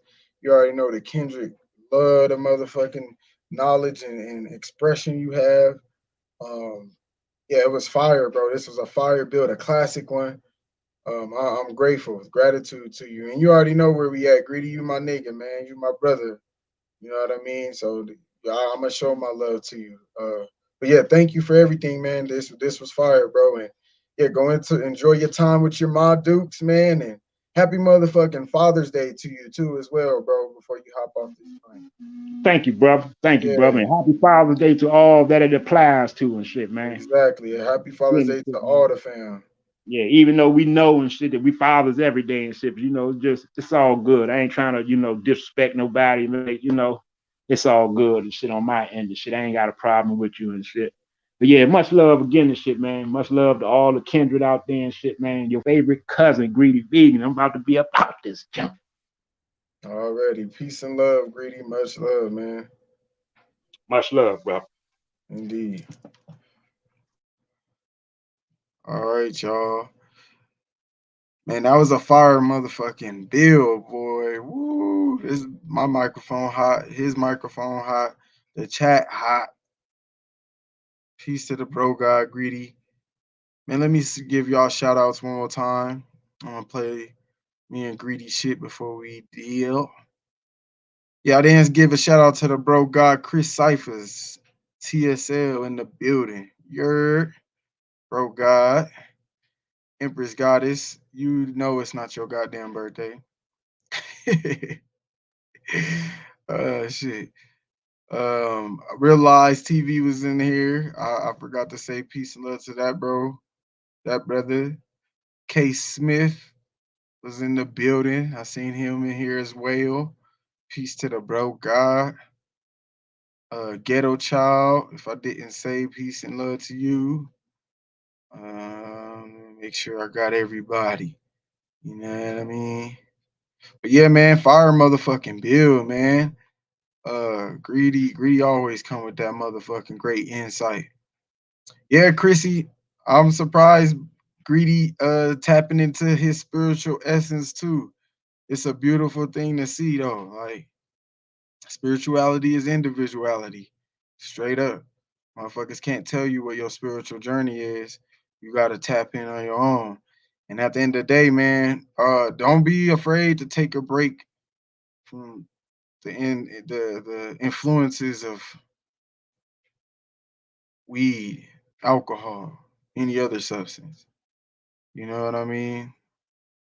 I think I shouted out to everybody, but shout out to all y'all: Moonfay, Learning the Building, Toro Bravo, Smoke Signal, Empress Goddess, uh, Alexis Kinsey Davis, Lady Shea Butter, Chrissy Crystal,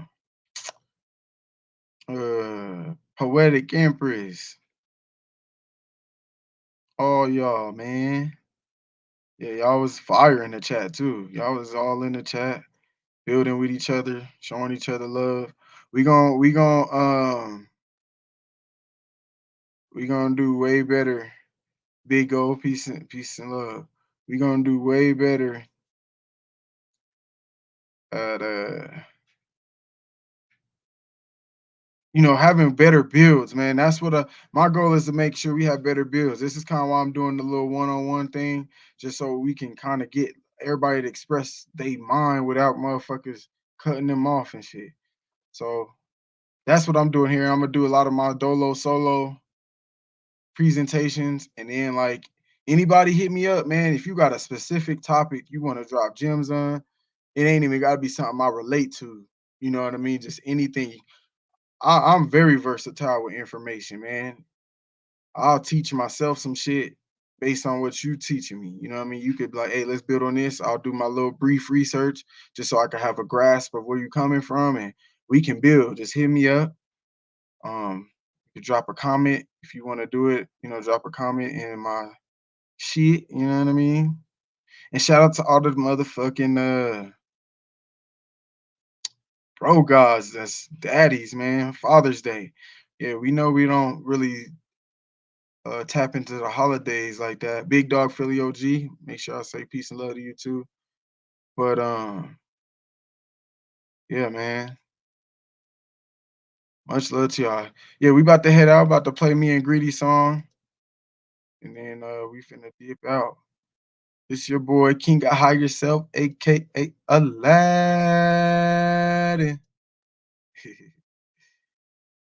We're gonna bump goddesses and then we out.